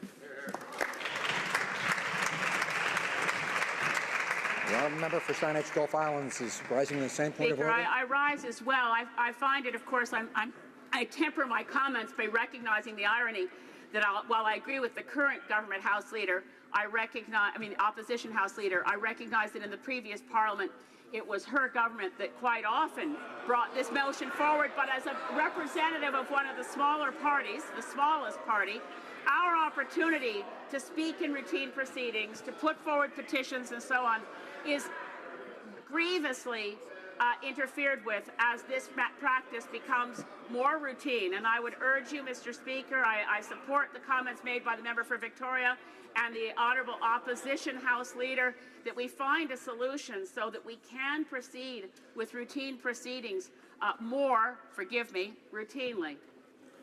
Well, Parliamentary Secretary to the Government House Leader is rising the same point of order. Yes, on the same point, Mr. Speaker, I have moved a motion to proceed to orders of the day. This motion is, in fact, in order. What the member opposite is attempting to do is debate a non-debatable motion. Consistent with the rules of this House and its practices, the Speaker immediately puts the question to the House. Page 541 of the second edition of Procedures and Practices states, and I quote, Mr. Speaker, "The Chair has ruled that the motion to proceed to orders of the day is in order during routine proceedings." That's the end of the quote. Thank you, Mr. Speaker. I thank the Honourable Opposition House Leader for her intervention. I thank the Honourable Member for Victoria and the Honourable Member for Saanich Gulf Island and the Honourable Parliamentary Secretary to the Government House Leader for all of their interventions. In fact, I want to refer to page 541 of House of Commons Procedure and Practice. In fact, the full sentence says, "The Chair has ruled that a motion to proceed to the orders of the day is in order during routine proceedings, which in recent practice is the only time that it has been proposed." Therefore, today I will allow the motion. However, I will come back to the House with a more detailed ruling. Mr. Lamoureux, seconded by Mr. Leslie, moved that the House do now proceed to the orders of the day. Is it the pleasure of the House to adopt the motion? All those in favour of the motion, please say yea. All those opposed will please say nay. In my opinion, the nays have it. Calling the members.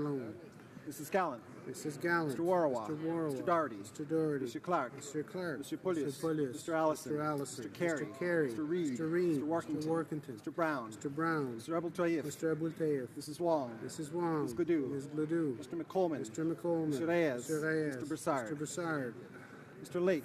Mr. Lake. Mr. Lozon, Stormont, Dundas, South Glengarry. Mr. Lozon, Stormont, Dundas, South Glengarry. Mr. Lukiski. Mr. Lukiski. Mr. Albrecht. Mr. Albrecht. Mr. Calkins. Mr. Calkins. Mr. Shipley. Mr. Shipley. Mr. Van Kesteren. Mr. Van Kesteren. Mr. Miller, Bruce Gray, Owen Sound. Mr. Miller, Bruce Gray, Owen Sound. Mr. Dreeshen. Mr. Dreeshen. Mr. McKenzie. Mr. McKenzie. Mr. Sweet. Mr. Sweet. Madame Boucher. Madame Boucher. Mr. Lobb. Mr. Law. Mr. Gould. Monsieur Gould. Mr. Richard. Mr. Richard. Mr. Hobart. Mr. Hobart. Mr. Sopak. Mr. Sopak.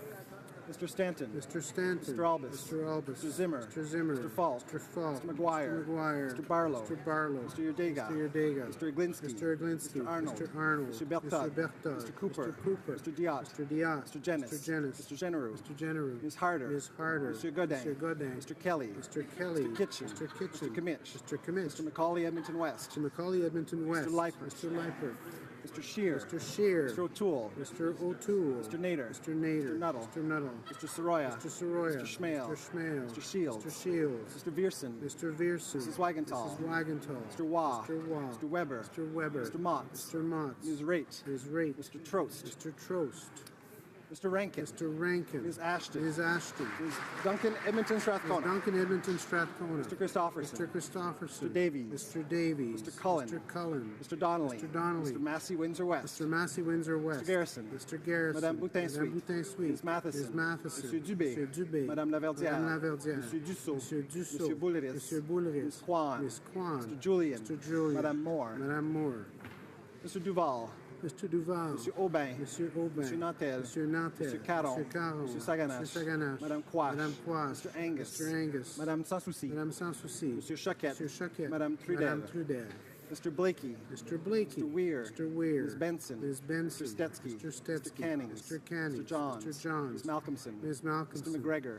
Mr. McGregor. Ms. Hardcastle. Ms. Hardcastle. Ms. Ramsey. Ms. Ramsey. Ms. Jolibois. Ms. Jolibois. Ms. Blaney, North Island, Powell River. Ms. Blaney, North Island, Powell River. Madame Hughes. Madame Hughes. Monsieur Fortin. Monsieur Fortin. Monsieur Sainte-Marie. Monsieur Sainte-Marie. Madame Posé. Madame Posé. Monsieur Thériault. Monsieur Thériault. Monsieur Beaulieu. Monsieur Beaulieu. Monsieur Barsalou-Duval. Monsieur Barsalou-Duval. Madame Gill. Madame Gill. Monsieur Boudria. Monsieur Boudria. Ms. May, Saanich Gulf Ms. Islands. May, Saanich Gulf Islands.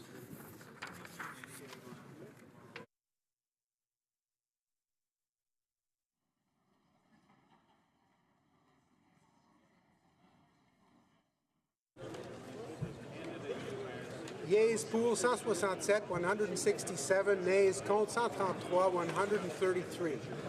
Declare the motion carried. Orders of the day. Order eminent du gouvernement. Government orders.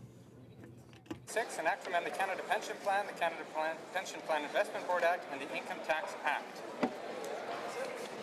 Monsieur Morneau, appuyé par Mr. Mr. Morneau, seconded by Mr. Goodale, moves that Bill C-26, an act to amend the Canada Pension Plan, the Canada Pension Plan Investment Board Act, and the Income Tax Act, be now read a third time and do pass. Debate. The Honourable Parliamentary Secretary to the Minister of Finance. Order. Very pleased that here to talk to you today about enhancing the Canadian pension plan, and I hope colleagues will stay to listen to that very important speech today, Mr. Speaker. They may learn something they don't know. Mr. Speaker, the Government of Canada understands that a strong economy starts with a strong middle class. The pace of change is accelerating, and Canada needs to make smart decisions and sound investments today to ensure that Canadians have access to the good, well-paying jobs of tomorrow. As my colleague, Minister Morneau, recently highlighted to the fall economic statement, that's it. Order. Allowed. The honourable member knows, I think, that we don't refer to members here by their names, but by their titles. I think he meant to refer to the Minister of Finance. So the Honourable Parliamentary Secretary to the Minister of Finance. Mr. Speaker, I apologize.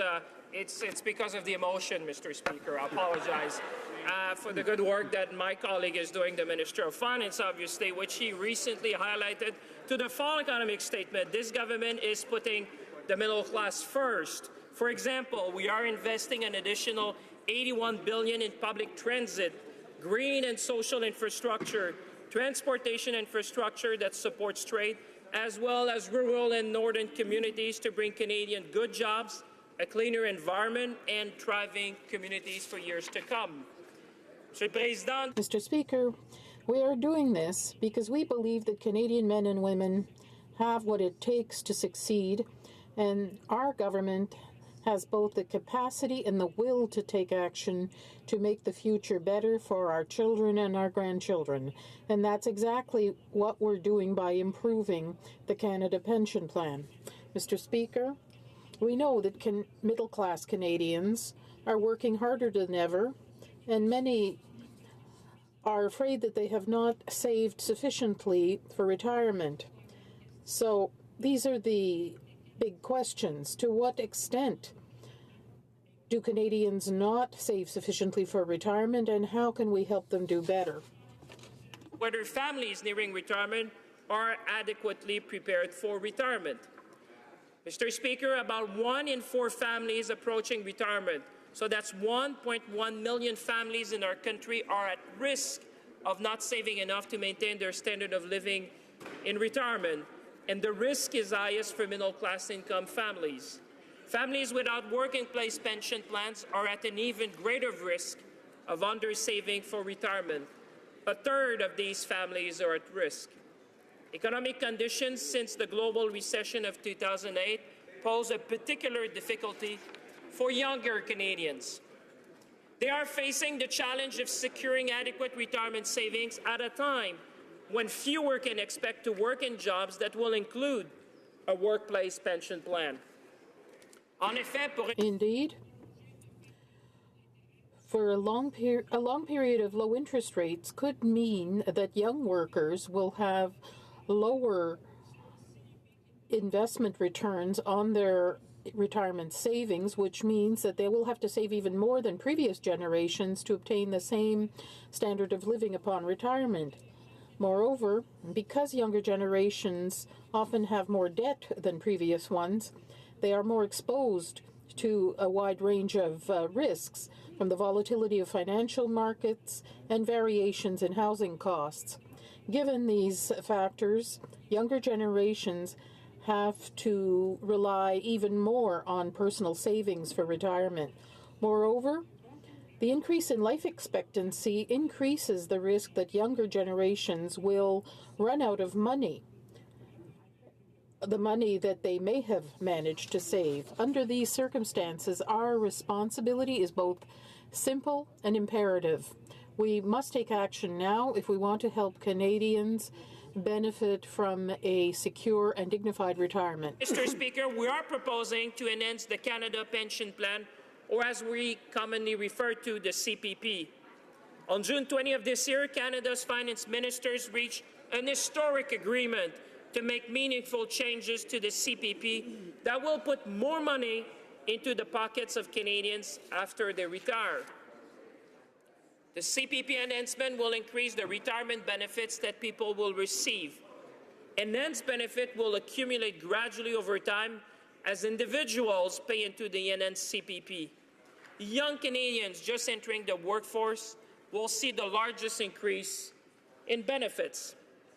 The real question, therefore, Madam Speaker, is what does that mean for today's young people and for future generations? As my fellow members know, the CPP is currently designed to replace 1/4 of income up to the average industrial wage in retirement. The changes we are proposing will increase that percentage to 1/3. This means that a person making $50,000 a year over a 40-year career will receive about $16,000 per year in retirement instead of $12,000. That's $4,000, Madam Speaker, more each year right in the people's pocket. Even a more modest earner, one averaging $35,000 a year, will receive almost $3,000 a year above the $8,500 provided by the current CPP. In addition, the enhancement will increase the maximum level of earnings that is replaced by the CPP by about 14%. This will further increase the CPP benefits for those who earn above the average wage at any point in their working years. To fund these enhanced benefits, annual CPP contribution will increase modestly over 7 years, starting in 2019. Right now, for example, if you're earning about $50,000 a year, you contribute around $2,300 to the CPP per year, or $190 a month. With the enhancement, you will contribute an additional $70 per year, or $6 a month starting in 2019. By the end of the 7-year phase-in period in 2025, your contributions would amount to an additional $475 per year, or $40 per month.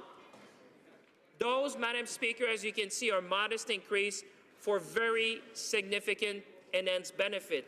Helping people achieve a secured retirement with adequate income is among the key elements of long-term economic and social sustainability.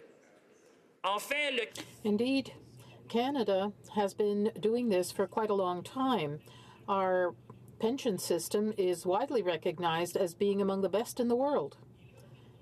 It offers a combination of public pension system and voluntary mechanisms for personal savings so that people can save for retirement. The CPP is one of the centerpieces of this system, and the 28th actuarial report of the CPP, tabled by the chief actuary, confirms that the CPP is viable in the long term. As you know, our system also includes old age security, which provides significant income support for our seniors.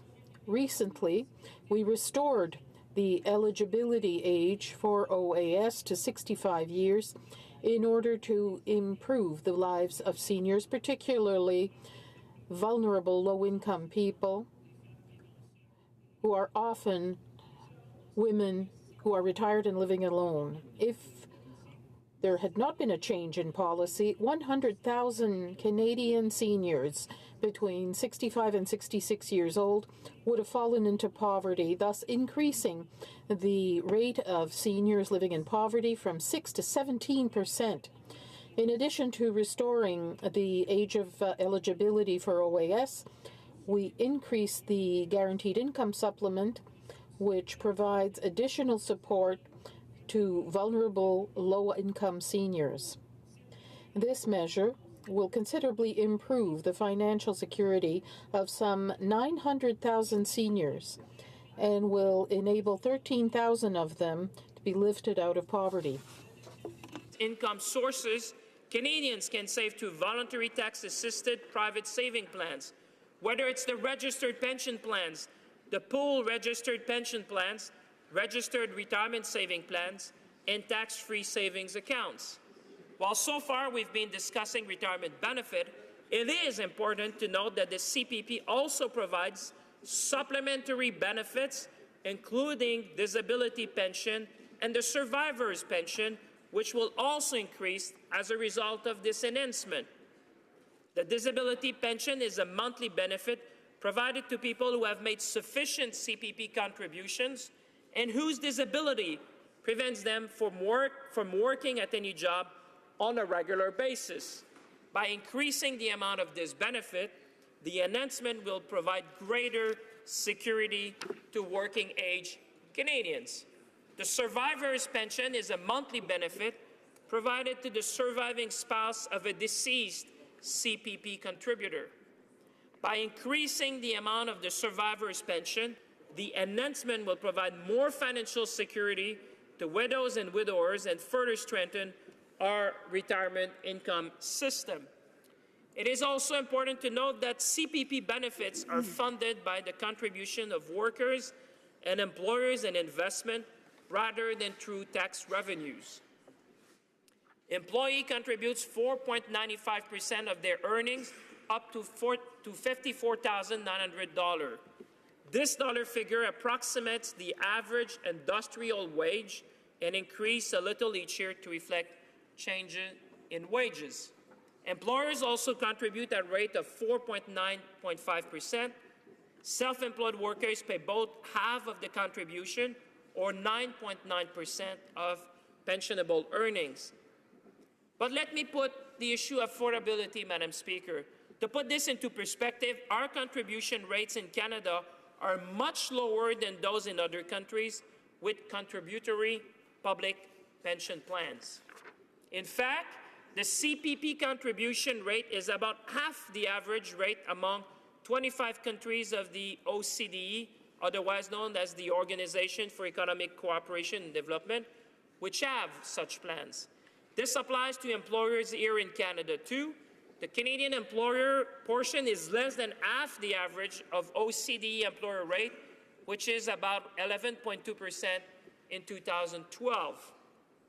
Employees in Canada also pay lower CPP contribution rates. The average employee rate is 8.4% in comparable OECD countries. So, Madam Speaker, you see that even on the world stage, what we're doing and the contribution are very much lower than what other people are paying in comparable countries with such plan. As I understand that some people might be worried that an enhanced CPP would change that. But let me reassure Canadians which are watching at home, our contribution rate will still be much lower than the average, Madam Speaker. In fact, even with the enhanced CPP contribution rates, would rank the 4th lowest among 25 OECD countries with contributory pension plan based on their 2012 contribution rates. An enhanced CPP would still one of the most affordable plans in the world. And more importantly, it will further help Canadians achieve a safe and secure retirement. I know that some are concerned about the increased contributions and what would it mean to their bottom line, to their paycheck. I'm sure that people at home watching us are concerned about that. So let me answer that. We thought about this and designed a phase-in approach, Madam Speaker, so that modest increase in contribution will occur gradually over a 7-year implementation period. We also thought about employers in designing the enhanced CPP.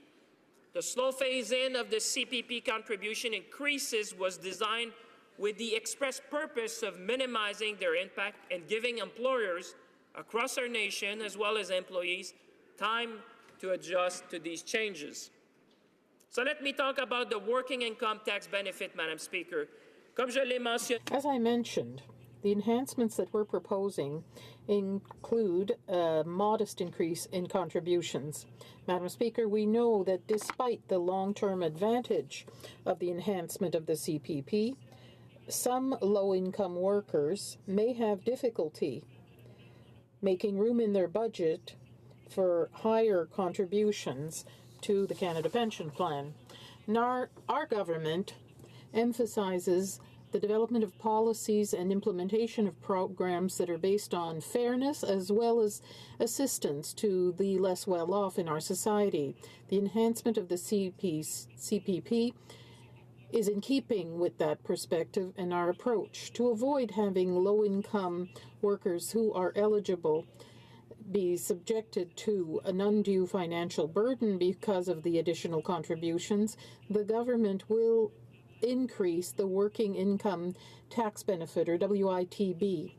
The WITB is a refundable tax credit, which is a complement to the gains made by low-income workers. The improvement proposed to the WITB will translate into additional benefits for low-income workers who are eligible in order to compensate them approximately for their additional contributions to the CPP. Thus, Madam Speaker, it's obvious that we are defending the interests of Canadians who need an additional hand. Economic benefits, Madam Speaker, and our analysis shows that there are economic benefits flowing from this enhancement. Over the long term, employment levels will be permanently higher by between 0.03% and 0.06% in our country. This is good news for everyone, Madam Speaker. Most people don't know that the CPP fund is ranked as one of the 10th largest retirement funds in the world. Because of this and its long investment horizon, the Canada Pension Plan Investment Board is able to undertake investments and form partnerships that are beyond the scope of other investment managers. It has achieved an enviable record of strong returns on behalf of the contributors and beneficiaries of the CPP.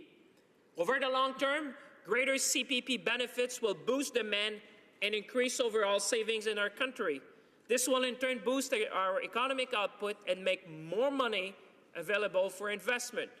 We are estimating that Canada's gross domestic product will increase between 0.05 to 0.09% over the long term as a result of the CPP enhancement.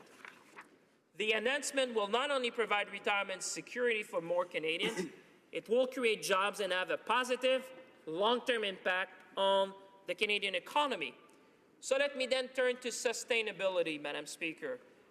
Madame la Présidente. Madam Speaker, we help Canadians save more to be able to benefit from a secure retirement by relying ever more greatly on a solid and viable CPP. That enables us to target increased contributions so as to increase the benefits that Canadians will receive.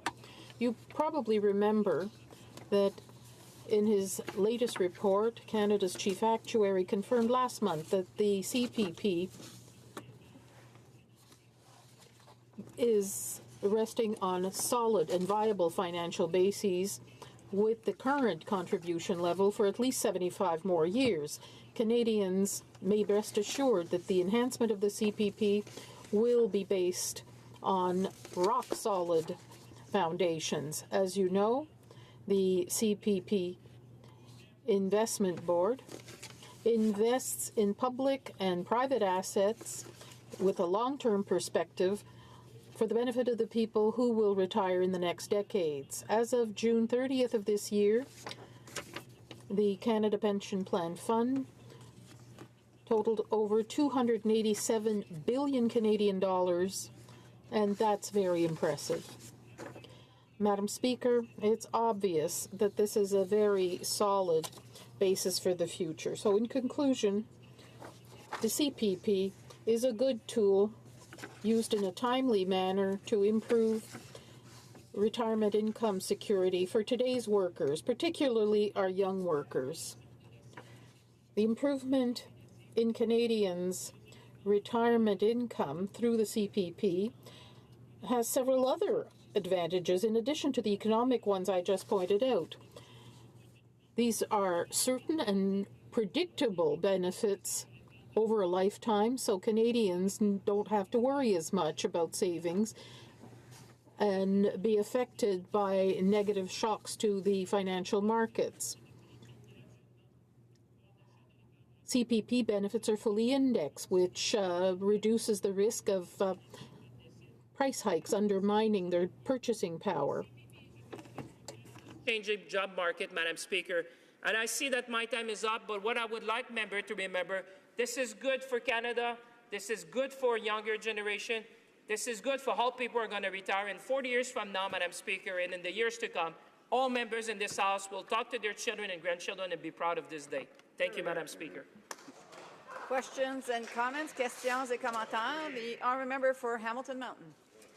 Thank you, Madam Speaker, and I appreciate my colleague speech there.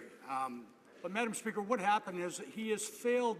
He has stated how good it is, and we agree with him that these increases have to go forward to help our future. But what he has failed to say is that there's some critical language missing. The dropout times for people that are for child rearing and people with disabilities, as it is in the existing CPP plan. But we have heard many times in this House when we've raised that they've had a chance to fix it and they will not, but we've been assured that the Finance Minister will bring this up at the next Ministers' meeting in the triannual meeting they have in December and raise the issue. But Madam Speaker, that is not a commitment. Raising the issue is just saying, you know what, should we talk about it? What we need is a commitment from the Finance Minister that when he goes there, that he is going to propose that an oversight and a mistake was made and that language be included into the enhancement.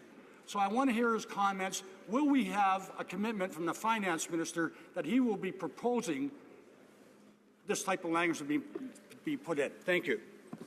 The Honourable Parliamentary Secretary to the Minister of Finance. Madam Speaker, first of all, I'd like to say that I appreciate my colleague and his comment. As he knows, with respect to the dropout provision, Madam Speaker, let us look back. What we've achieved in June is an historic agreement with provincial leaders, with Finance Minister of Provinces, to do an historic enhancement to the CPP.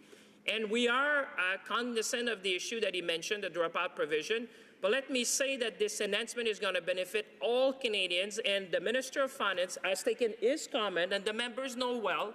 We said we have an agreement with the provinces, but in the spirit that we understand, for the benefit of people with disability and women, we will raise this issue again at the Finance Minister meeting. As he knows well, we have a triennial review. The next meeting is in December. The Minister has been stating publicly that he will raise the issue. We will put it on the agenda. And we want to make sure that, as he understands well, that this enhancement is for the benefit of all Canadians.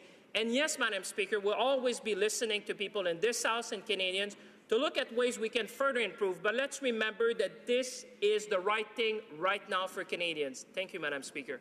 Questions and comments? Questions et commentaires. L'honorable député de Mégantic-Lérable. The honourable member for Mégantic-Lérable. Well, the Liberals are talking about hearing from all Canadians on these changes, and what they're doing today is preventing the opposition from expressing the views of the people who elected us to get a message out to the government concerning the government's intentions on C-26. Now, once again, this is, Madam Speaker, the 9th time since the start of this Parliament, and the Liberals' sunny ways were put in place. It's the 9th time. They said they were going to do things differently, but it seems like they haven't learned anything, and we don't. It's like they don't want to hear what different opinions that differ from their own. I wonder if my colleague agrees with the rather brutal way that the government is ramming this bill through the House. The Honourable Parliamentary Secretary to the Minister of Finance. Madam Speaker, well, I appreciate the comments made by my comment, but he knows full well, Madam Speaker, that I held budgetary consultations from New Brunswick West. I've been in Saint-Constant in Quebec. We went to Quebec City. We've been to Toronto. We've consulted Canadians, and we will continue to consult Canadians because that's the right thing to do, Madam Speaker. But what's unfortunate, and for people listening at home will remember this, what's unfortunate is that the Conservative Party voted against all of the measures that we've introduced, Madam Speaker, since we took power. They voted against cutting taxes for the middle class. They voted against the Canada Child Benefit, and now they're preparing to vote against enhancing the Canada Pension Plan.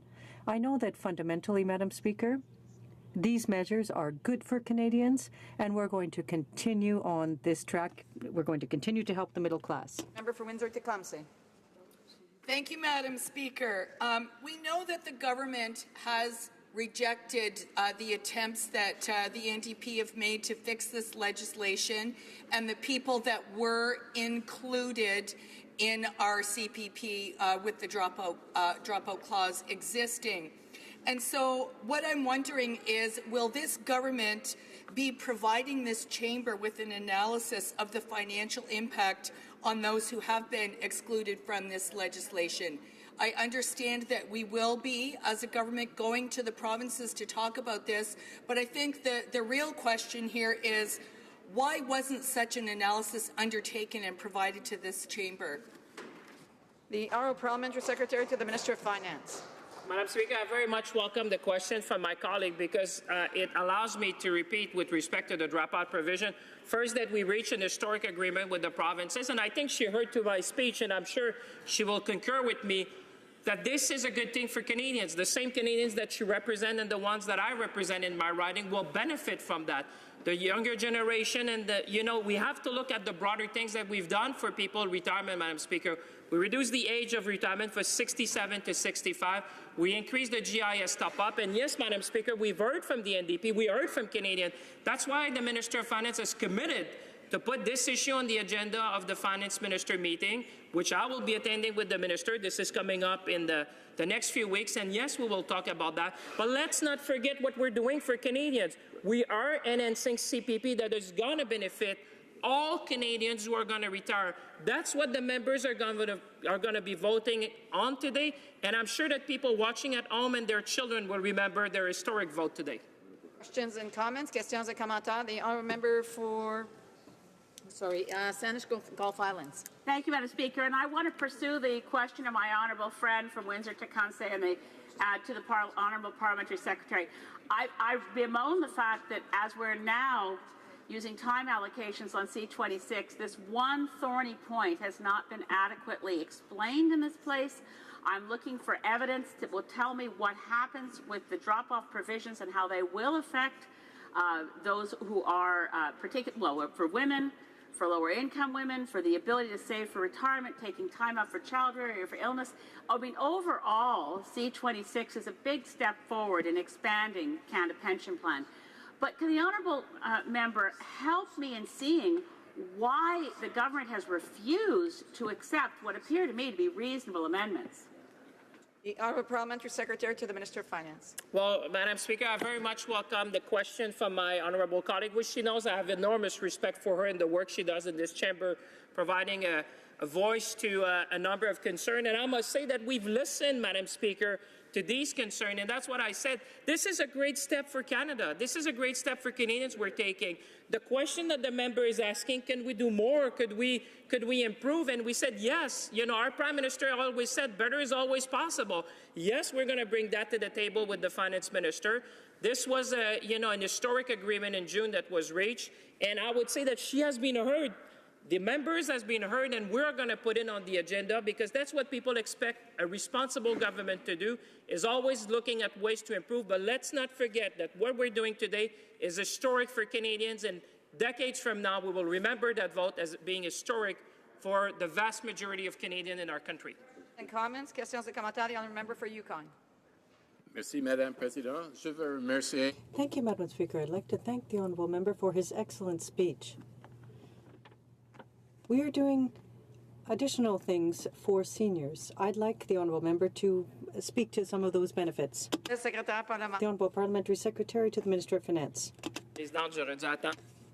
I apologize for rising before you'd identified me to speak. I'd like to thank my honourable colleague who does an excellent job.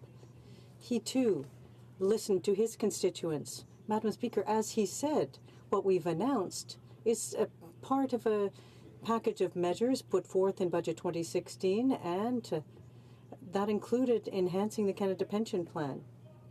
It's an important and historic step forward in Canada, but we've also done other things, as I said in a previous answer. We brought retirement back down from 67 to 65 years of age, Madam Speaker, an excellent measure, because otherwise thousands of Canadians and Canadian women's primarily, Madam Speaker, because we know that in retirement, women living on their own are more vulnerable. So by reducing the retirement age, we've put in place a good measure for Canadians. We also are enhancing the Canada Pension Plan. Madam Speaker, I'm from a region that endures economic difficulties. What we are doing for seniors will have a direct impact on them today and in the future. À l'ordre, conformément à l'article 38 du règlement. Order, please. It is my duty, pursuant to Standing Order 38, to inform the House that the questions to be raised tonight at the time of adjournment are as follows. Refugees and citizenship. The honourable member for Nanaimo, Ladysmith, the environment. Et l'honorable the honourable member for Hochelaga on housing. Resuming debate. Reprise de débat. The honourable member for Flamborough-Glanbrook.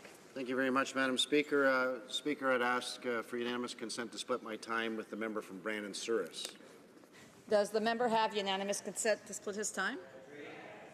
Agreed. The honourable member for Flamborough-Glanbrook, resuming debate. Thank you very much, Madam Speaker. Thanks to my colleagues for the unanimous consent. It's always a pleasure to rise in this House to represent my constituents in Flamborough-Glanbrook and all Canadians and all taxpayers in this country, particularly in this bill, Madam Speaker. Today we begin and end a third reading debate on Bill C-26, an act to amend the Canada Pension Plan, legislation I must oppose most vigorously for a number of reasons. I must express, Madam Speaker, that it's truly unfortunate that the government has chosen to shut down debate to less than 90 minutes through its use of closure. Yes. This heavy-handed, draconian approach is wrong-headed, and by the way, those are pretty well direct quotes from my Liberal colleagues from the past Parliament. On this side of the House, because we have a wide range of legitimate concerns that have gone unaddressed through the committee stage, and these concerns shouldn't be just read into the record, but they should actually provide pause to the government. Unfortunately, the government is determined to ram this legislation through this chamber without any consideration of the consequences to so many responsible Canadians and small business owners. C26 expands the Canada Pension Plan over the next 40 years in an effort to alleviate the financial burden of retired seniors, particularly those facing poverty. Madam Speaker, I believe working towards the improvement of the lives of seniors is always a worthy endeavour. After all, they are the ones who built this country and have made it great. However, where we profoundly differ from the members opposite is in how this is accomplished. In my view, these changes should have been more sufficiently studied and debated so we don't trade one problem in for another. The bill mandates an increase in CPP premiums, a cost share between employers and employees that could go to the tune of $2,200 per year. For families who already stretch their dollars in order to balance their household budget, these proposed measures, Madam Speaker, will limit their ability to put money aside to save for their child's education, to purchase a new minivan, or plan a much-needed vacation. As an aside, Madam Speaker, neither the Finance Minister nor the Prime Minister, both sons of millionaires, in and of itself it's not an issue, but have they ever had to make sacrifices to balance a household budget? Yet these are the masterminds behind Bill C-26, which will quite literally take money from the paycheck of every hard-working Canadian. What's also very concerning is that the introduction of this bill and its corresponding tax increase comes at the same time that the government is imposing a carbon tax which will drive up the cost of everything. Under the carbon pricing scheme, residents in my constituency of Flamborough-Glanbrook will face higher fuel prices to make their morning commutes to work. At the same time, the price of everything from local produce to the cost of flights out of the Hamilton Airport will go up. Perhaps most concerning is that the carbon tax will also increase the price of home heating, and for my constituents, that's hard to fathom. Families young and old in my community are already tapped out. They can ill afford the increased costs that are coming under the Prime Minister's carbon tax. If the timing of the two taxes wasn't bad enough, I must remind the House that Bill C-26 also comes at a time of massive deficit spending. Deficits, as you know, Madam Speaker, are simply the taxes of tomorrow. The government is borrowing billions of dollars and has not articulated a plan that would see the budget return to balance. This reality creates further uncertainty and concern for Canadians because they know that in order to bring the budget into balance, the government's either going to have to slash programs or raise taxes or both. All of these initiatives come at a time in my home province of Ontario where energy prices are going through the roof. Speaker, the experience of living under the Ontario Liberal government of Kathleen Wynne has taught my constituents to be sceptical of flashy new proposals that would see the long arm of government reach further into their pocket and take even more of their hard-earned money. However, the concerns about Bill C-26, this CPP tax hike, go further than just bad timing. There's also significant concern that the bill effectively hinders the choices of Canadians and how they save for their retirement. As a result, Canadians who are proactively saving for their future will be forced to invest more in CPP and less into savings vehicles of their own choice. Thanks to our previous Conservative government, Canadians now have an unprecedented number of savings options. Take, for example, the tax-free savings account that was implemented and then expanded. These accounts allow Canadians to save for large expenditures or for retirement with no strings attached. The money's available when it's needed, and the interest is accumulated tax-free. I would point out that by far and away, it's middle-income Canadians who are making the greatest use of TFSAs. Plus, there are other ways to build up a nest egg. Some folks invest in the housing market, others store money away in RRSPs, while others contribute to a workplace pension plan or a pooled registered pension plan, which is yet another savings vehicle brought in by the previous Conservative government. Indeed, Madam Speaker, there's a wide spectrum of savings options available to Canadians who wish to supplement their retirement income, and yet the CPP tax hike found in C-26 would limit the ability of Canadians who take the initiative to save on their own. Take, for example, a single income family with a couple of kids. One of the parents goes to work to bring home the proverbial bacon, while the other parent stays at home to tend to the needs of the children. They pay to put the roof over their heads, food on a table, and clothes on their backs. They put gas in the tank, heat their home, put their kids into sports, and give to charity. If the money is there, they may splurge on a date night and enjoy a nice meal in a restaurant. And of course, they pay their taxes. Once all the bills are paid, the bit that is left over could be put into a savings vehicle. But under C-26, that little bit left over doesn't make it into a TFSA. Rather, it's taken off their paycheck and it's forced to be invested into the CPP. So rather than having that money available to them for their car or for their car repairs, the family will have to take on more debt, making it even tougher to cover their cost of living by the time the next month's bills arrive.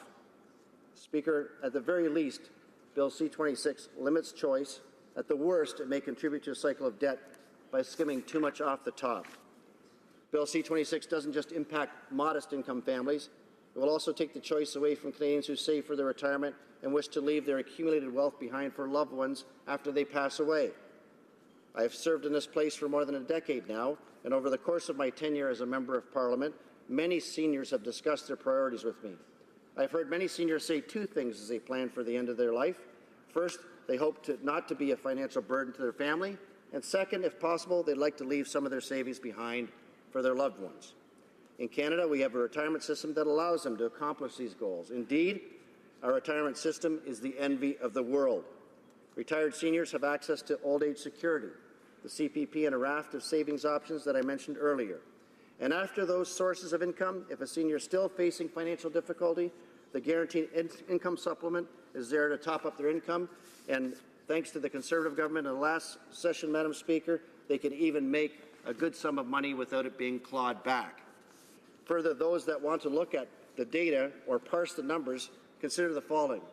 83% of households are on track to maintain their current living standards in retirement, according to a study by McKinsey & Company. What's more, Stats Canada shows us that the share of Canadian seniors living on low income has dropped from 29% in 1970, Madam Speaker, to 3.7% today. These facts demonstrate that the vast majority of Canada's seniors are able to save enough to have a dignified retirement and cover their end-of-life costs and are able to meet their goal of passing on some of their earnings when their time comes. One of my core critiques of the CPP is that the money invested by an individual contributor cannot be accessed by a surviving family member. By forcing Canadians to increase their contributions to the CPP, they will have less money to put into savings vehicles that gives them the choice to will their savings to their loved ones. It's no surprise then that less than 20% of Canadians surveyed by the Canadian Federation of Independent Business said that they would opt to put more of their savings into the CPP, only 20%. Back in the 1960s, when the Liberal government of the day introduced CPP, Minister Julie LaMarche, who was responsible for establishing the program, had this to say about the intent of CPP. It is not intended to provide all the retirement income which many Canadians wish to have. This is a matter of individual choice, and in the government's view, should properly be left to personal savings and private pension plans. Canadians who work hard for their money should be able to save in the way they choose and should be trusted to plan for their futures. Not only is C-26 ill-timed and strips responsible Canadians of choice of their savings, it also negatively impacts small business. As a former small business owner, I have first-hand knowledge and experience of what it takes to battle the red tape and the cost of living to make sure that your costs stay low in business. And, Madam Speaker, for small businesses, it's going to be a choice of whether they continue to hire or invest in their business, having to deal with this expanded CPP tax. 2/3 of all small firms say they will have to freeze or cut salaries, and over a third say they will have to reduce hours or jobs in their business in response to the CPP hike. Madam Speaker, thank you for the opportunity to speak in this bill.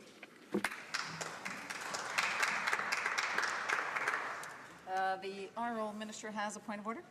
Yes, a point of order, Madam Speaker. I'm tabling the government responses to questions Q537 to Q542. Thank you. Thank you. Questions and comments. Questions et commentaires. The Honourable, l'Honourable Député de Laurentides. Honourable Member for Laurentides LaBelle. Thank you, Madam Speaker. And I'm just curious for the member for Flamborough-Glanbrook.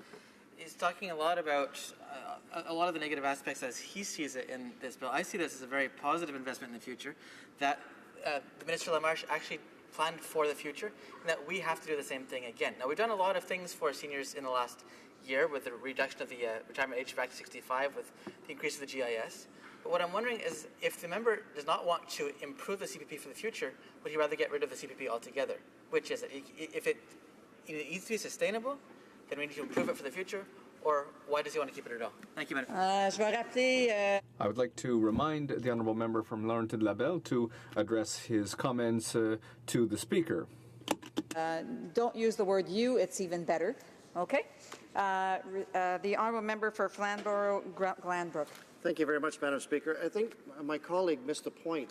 Listen, the CPP is one of the tools in a toolbox to help individual Canadians retire. But it's only one of the tools, and now increasing or I should say forcing people to invest more in it, limits their capability of choice to other tools. It also puts a huge burden on small business at a time when small businesses don't need it, at a time when the Liberal government actually reneged on their promise and didn't reduce taxes to small business. And let me just share a quote here, Madam Speaker. Overall, Canada's retirement income system is performing well. Canadian retirees achieve relatively high levels of income in retirement and compare well to retirees in other Organization for Economic Cooperation and Development countries. With support from all three pillars of retirement income system, the median Canadian senior earns about 91% as much as the median Canadian, well above the OECD average of 84%. Do you know who said that, Madam Speaker? Finance Canada. Questions and comments. Questions et commentaires. The Honourable Parliamentary Secretary to the Government House Leader. Yes, thank you, Madam Speaker. And my question is more related to why it is the Conservatives seem to be out of touch with what Canadians that want. And ask the member, why does he believe that the different provinces of all political stripes have recognized what Canadians want, and we've seen strong national leadership coming from Ottawa, from the Minister of Finance, where we actually have agreement. This bill is all about an agreement that was achieved by our provinces and Ottawa, territorial input, and it seems that everyone wants to see an enhancement. It's about workers today for tomorrow's retirement. Why does he believe that the Conservative Party is so out of touch with what it is that everyone else seems to want? The Honourable Member for Flamborough-Glanbrook. Well, I think it's actually the member opposite that's really out of touch, Madam Speaker. He's obviously not listening to small business operators. He's not listening to Canadians that want choice. And he's certainly not listening to the partner of his own finance minister who said, whatever the reasons might be to expand the CPP, it's not to eliminate poverty. The poverty rate among seniors is now close to zero as we can get. Yes, a little over 5% of seniors today still have income below the poverty line, but the CPP isn't the mechanism in order to do that. It isn't taxing everybody across the country, the mechanism to do that. There's other tools that you can use that aren't as punitive, that don't punish small business, and actually are more effective, Madam Speaker. And some of those we used in the last Parliament, like expanding the age exemption, the personal exemption, like increasing the GIS, allowing some seniors who can work to be able to go out and work without it being clawed back. All kinds of options they don't want to consider. They want a payroll tax instead. Questions and comments. Questions et commentaires. The Honourable Member for South Surrey White Rock. A very brief. Well, thank you very much, Madam Speaker. And I would say in my riding that the Liberals are totally out of touch, because the seniors in my riding really were upset about the clawback and cutting in half of the tax-free savings account.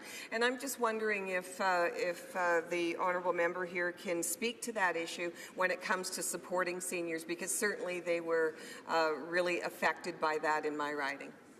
A brief answer from the member from Flamborough-Glanbrook. Yeah, thank you very much, Madam Speaker. I will be brief. The biggest reality check is going to be when seniors begin to pay these big sums off of their paycheck and realize it's going to be 40 years before any substantive kind of benefits. The seniors of today aren't going to be receiving this, Madam Speaker. No. And so there's going to be a lot paid in before anything is ever coming. And that's going to be a big wake-up call for today's seniors.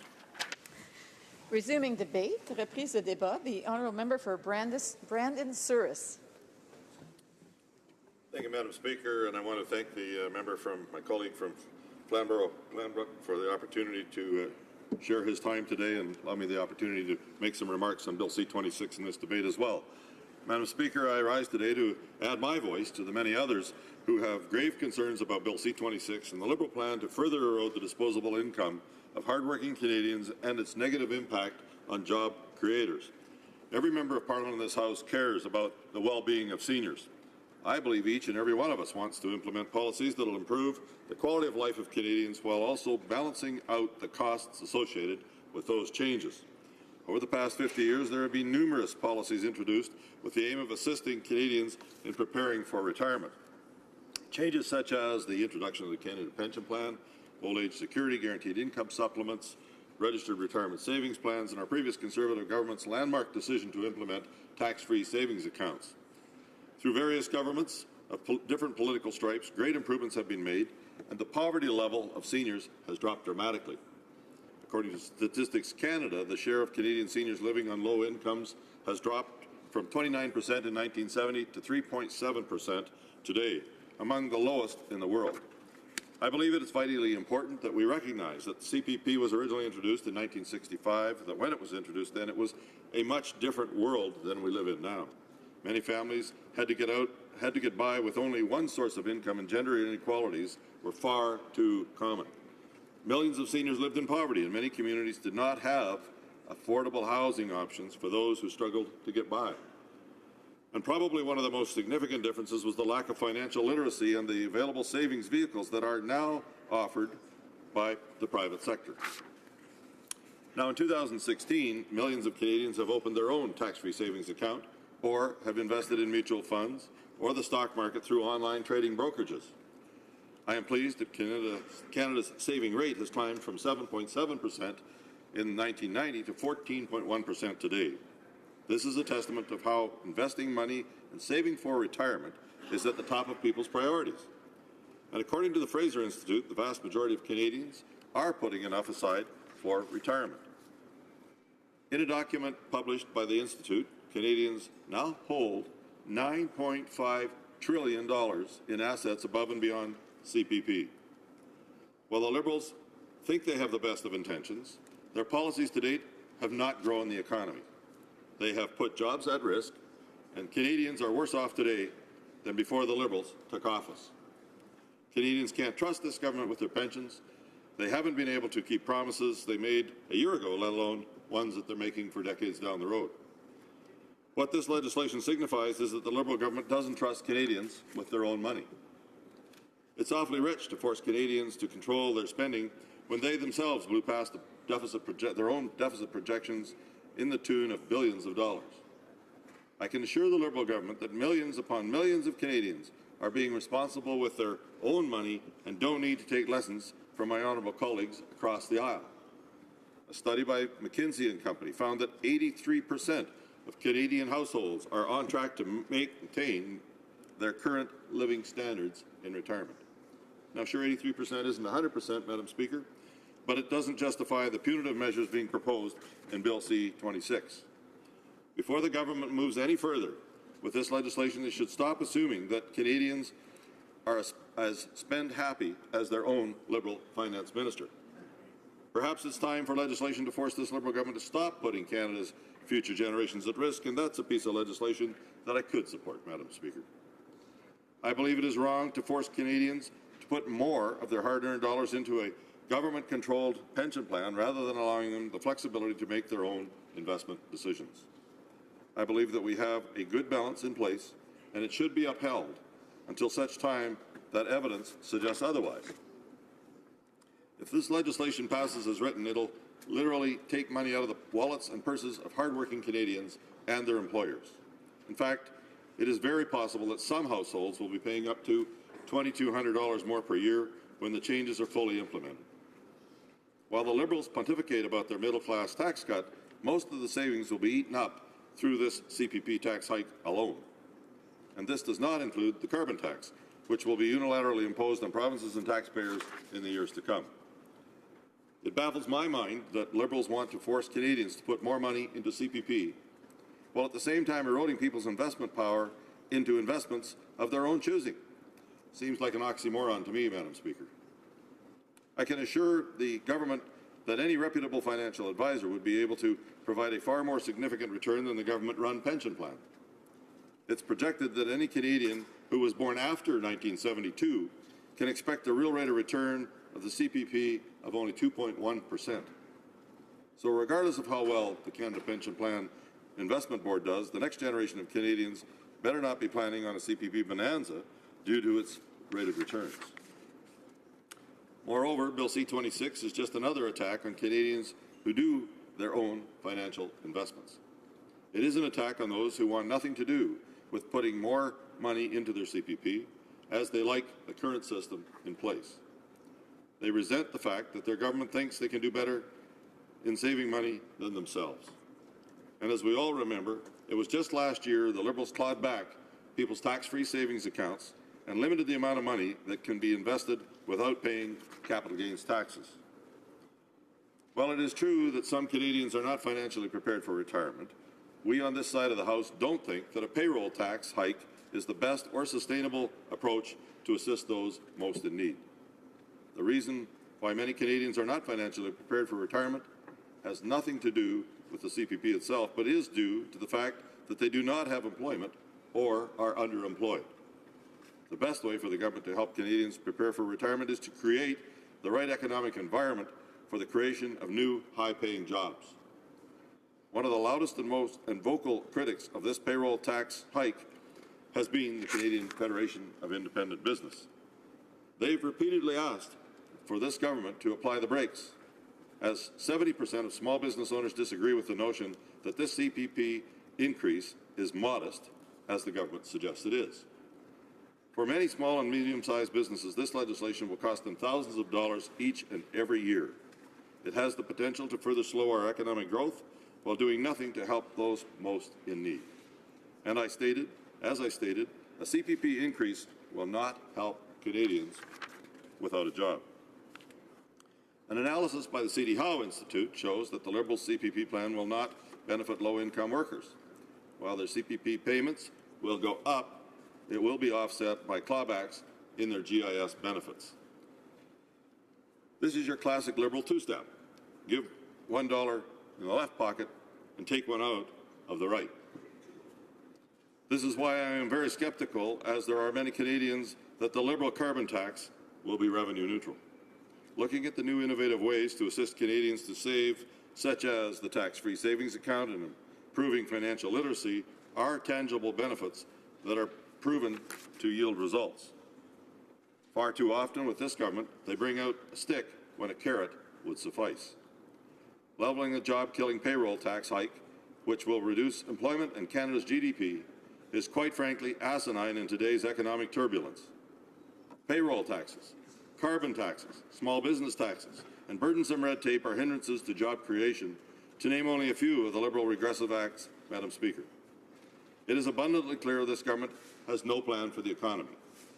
It's even more worrisome to see them plunge Canada back into deficit, while at the same time their spending deficit has failed to spur our economy. There is little justification that would result in such a heavy-handed approach.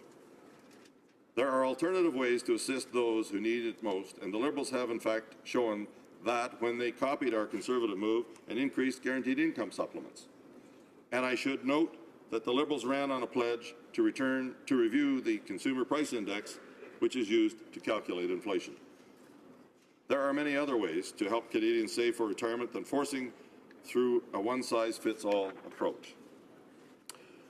I will never vote for a piece of legislation that financially hurts Canadians, and no matter the size of bow wrapped around this change in policy, it still remains a tax hike, Madam Speaker.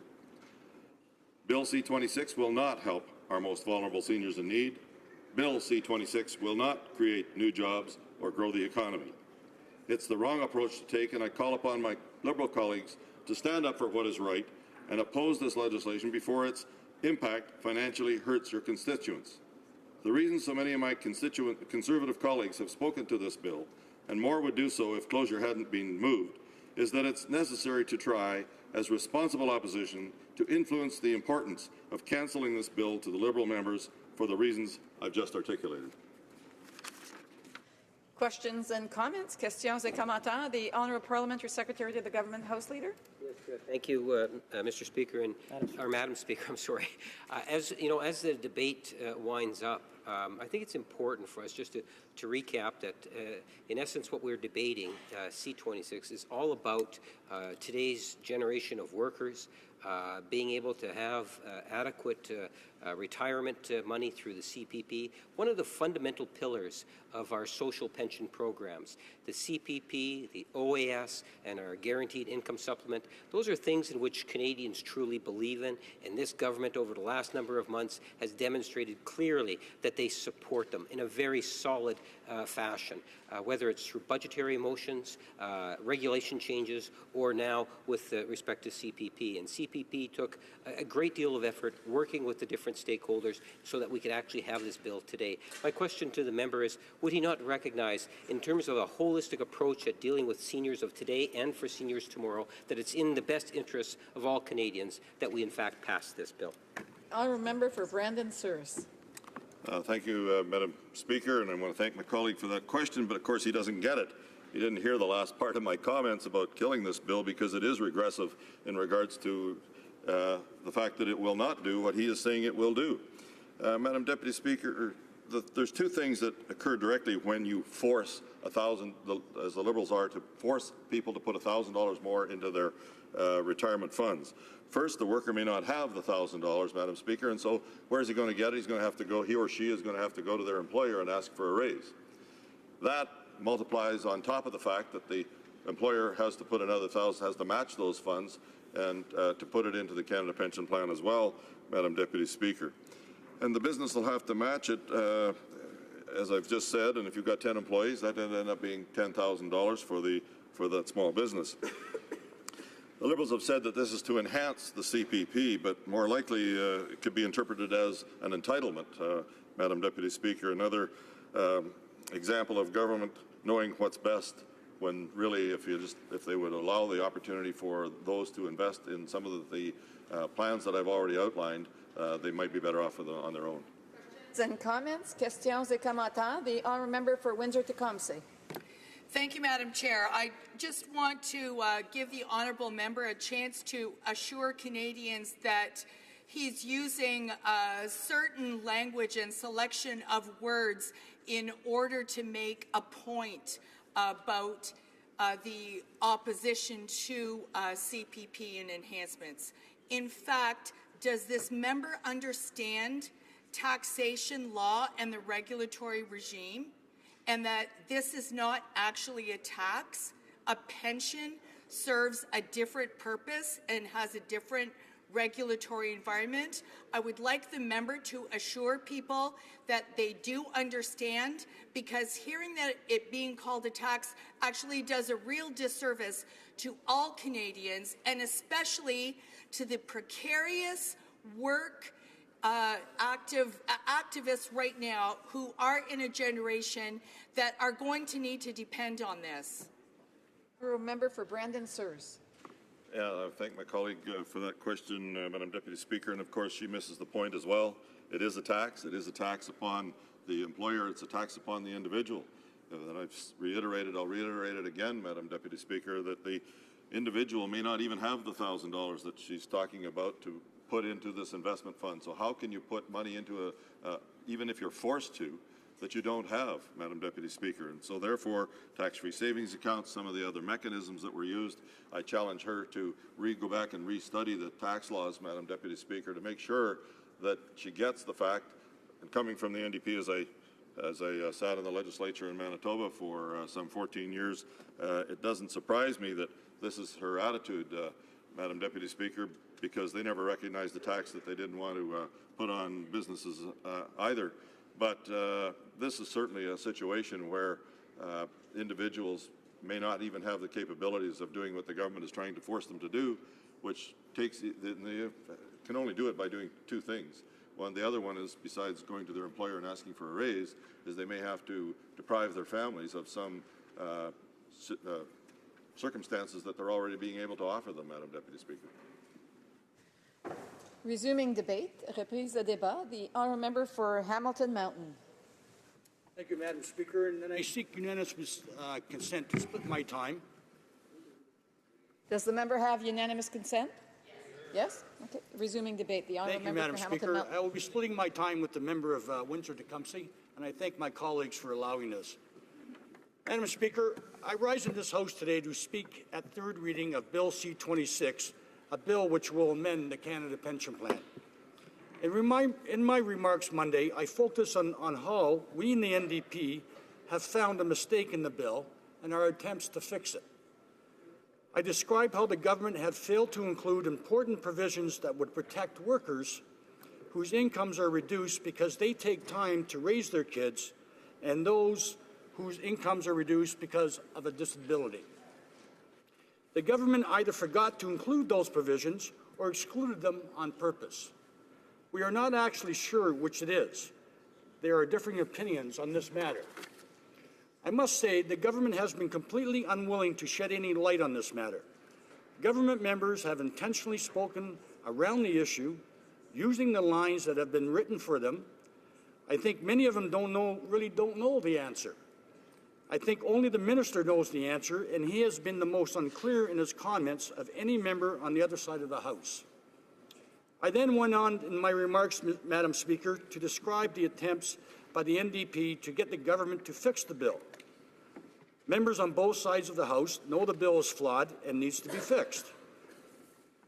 We were encouraged by members on the other side of this House to go to the committee and fix the bill. And so we worked hard with the Legislative Council and we developed the clauses and the language needed to put the necessary dropout provision into the bill that would fix the problem. And it's an easy fix. 2 amendments, less than 2 pages of language that would protect those who take time off for child rearing, mostly women, and those living with disabilities. What happened at committee was a real eye-opener for me, Madam Speaker. The Liberal members on committee were whipped hard to shut down any attempts to amend and fix the legislation. Even though we know that some of them understand the bill is flawed and needs to be fixed, they all lined up to support their use of procedural tricks to shut down debate. Not once, but twice. They should be ashamed, and I truly think that some of them are. The Liberals then had the chance to fix the flaw themselves when the bill came back to the House for the report stage. But, Madam Speaker, the government made it very clear they had no intent or interest in doing that. So here we are now at third reading of a bill that is still flawed, with the rights of women and those living with disabilities are still at question. Which leads me, Madam Speaker, to talk about now about where we go from here. Once we pass this legislation into law, will the problems we have identified ever get fixed? Will the provisions that protect women and the disabled ever get included in the legislation? Well, Madam Speaker, that is unclear. And that is making our continued support for this bill very difficult.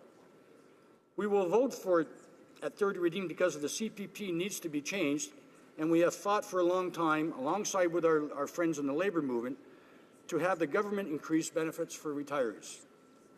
But we are very concerned about the government's supposed commitments to fix the legislation after the fact. We have heard in this House that the government needs to get the agreement of the provinces. Last week, we heard from the President of the Treasury Board, quote, "We are aware that more could be done in respect of the dropout provisions for disability and child rearing. And, in fact, the Minister of Finance will raise the provisions at the next meeting of the Provincial and Territory Finance Ministers in December, in the context of a triennial review of the CPP," unquote. And then the next day, we heard from the Parliamentary Secretary to the Minister of Finance, quote, "Our intent is to pass the bill, as is.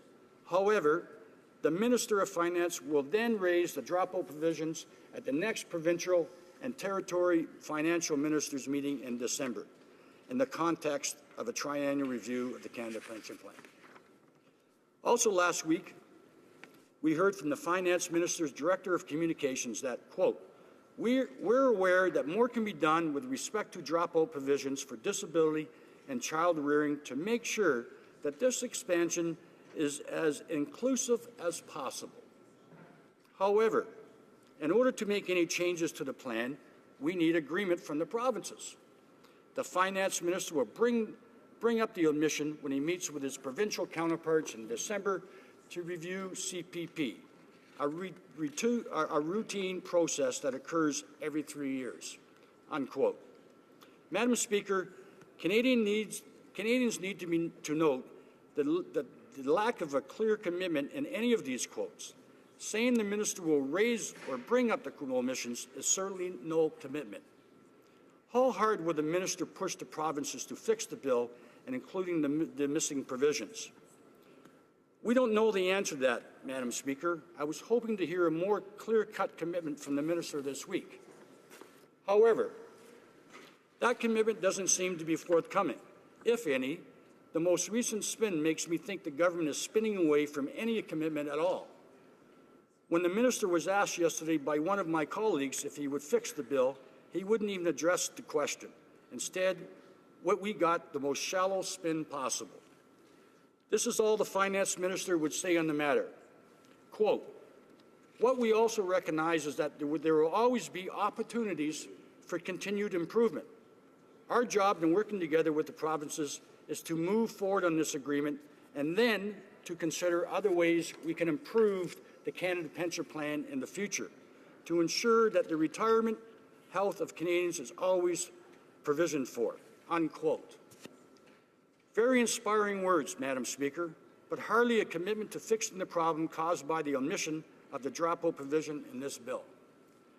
What concerned me even more were the comments made by the member of Saanich Gulf Islands yesterday during debate when she said, quote, on the evidence we have before us, it appears that the bill will disadvantage women for no apparent reason other than an oversight.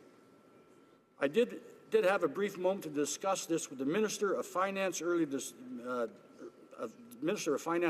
morning, and his position is that to do whatever the NDP asks now would result in a transfer of wealth from poorer women to wealthier women because of the way the calculation works. Unfortunately, I do not have the full facts on this, unquote. Well, Madam Speaker, we don't have the full facts on this either. And I told the minister that when he tried to spin me with the same argument in the hallway after question period yesterday, I also told him that the argument makes no sense at all.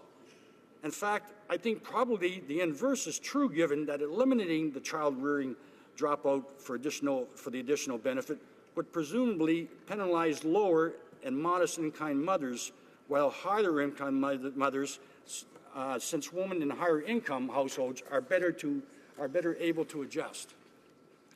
Besides, the argument fails to take into consideration that the CPP is basically an insurance plan into which people pay benefits. Raising benefits at one level does not mean having to reduce the benefits at another level. Surely someone qualified to be the Finance Minister of Canada should know this. I also have to wonder where the minister came up with the calculations he says his argument is based on. We have been told all along that no costing of the dropout provisions has ever been done. Where did the numbers come from? If the minister has his numbers, will he share them with us? Will he share them with Canadians? But, Madam Speaker, I fear the Finance Minister's proactive spin on this argument may yet to be our best indication of the government spinning away from any commitment to fixing the dropout provision mistake. What we need, what Canadians need, is a clear-cut commitment from the Finance Minister. We need to know that he intends to come away from the December meeting with his provincial counterparts with an agreement in hand. The agreement must fix the problem with the legislation and include a dropout provision that will protect women and those living with disabilities. Will the Finance Minister stand up in this House and make that commitment? Madam Speaker, the NDP will remain vigilant and will be persistent in our demands the government fix their mistake. This government and the minister should be aware that the NDP will not let up the pressure until they follow through on their commitment. Canadians deserve no less. Thank you, Madam Speaker. Questions and comments? Questions et commentaires. The Honourable Parliamentary Secretary to the Government House Leader. Yes, thank you, Madam Speaker. At the beginning of the debate a while back, I was actually quite encouraged by the NDP indicating that they were going to be supporting Bill C-26. I understand today that they're going to continue to vote in favor of C-26, but I would express some disappointment in the sense that they don't seem to realize that if we were to follow the advice of the New Democrats in this House on this, number one, it would put into jeopardy the pension proposal, the legislation itself, for the simple reason that at the end of the day, the Conservatives have made a commitment to ultimately dispose of the bill, to kill the bill. In other words, to indefinitely talk it out, which would, in essence, deny what we believe Canadians would want to see. And then in regards to the point, and maybe I'd put it in the form of the question, would the member not acknowledge that in coming up with the CPP, that you have to get the support of the provinces and territories in regards to making the changes that we wanted to make, that we all, or at least the Conservatives and the NDP and the Green, want to see happen, and we've achieved that support. In order to change the law, we would actually have to get the provinces on side, and that is the reason why the Minister of Finance is going back to the table at a future meeting. Member for Hamilton Mountain. Thank you, Madam Speaker, and I thank my colleague for his question. The problem I think, Madam Speaker, is why was this omitted to begin with? And why was there a deal with the provinces excluding it? Because there's another dropout provision under the Act, and it's called the general dropout, general dropout provision. That was included in the enhancement. So why were the other two omitted? Was it a mistake or was it on purpose? And that's what we're trying to do. We're trying to find out. We couldn't get any clear answers from the Liberals. They did every little dirty trick they could to avoid it. We wanted the bill to be fixed, and they refusing to do it and saying we got to go to the provinces because we had a deal. So the deal must have been they were excluding it on purpose. Thank you. Questions and comments? Questions et commentaires. The Honourable Member for Windsor-Tecumseh. Oh, excuse. Sorry. Almost. Discussion was just so interesting there. It being 5:15 p.m., pursuant to order made on Tuesday, November 29, 2016, it is my duty to interrupt the proceedings and put forth with every question necessary to dispose of the third reading stage of the bill now before the House. La question est la suivante. Question is as follows. Mr. Morneau, seconded by Mr. Goodale, moves that Bill C-26, an act to amend the Canada Pension Plan, the Canada Pension Plan Investment Board Act, and the Income Tax Act be now read a third time and do pass. Is it the pleasure of the House to adopt the motion? No. All those in favour of the motion, please say yay. Que tous ceux qui s'y opposent. All those opposed will please say nay. In my view, the noes have it.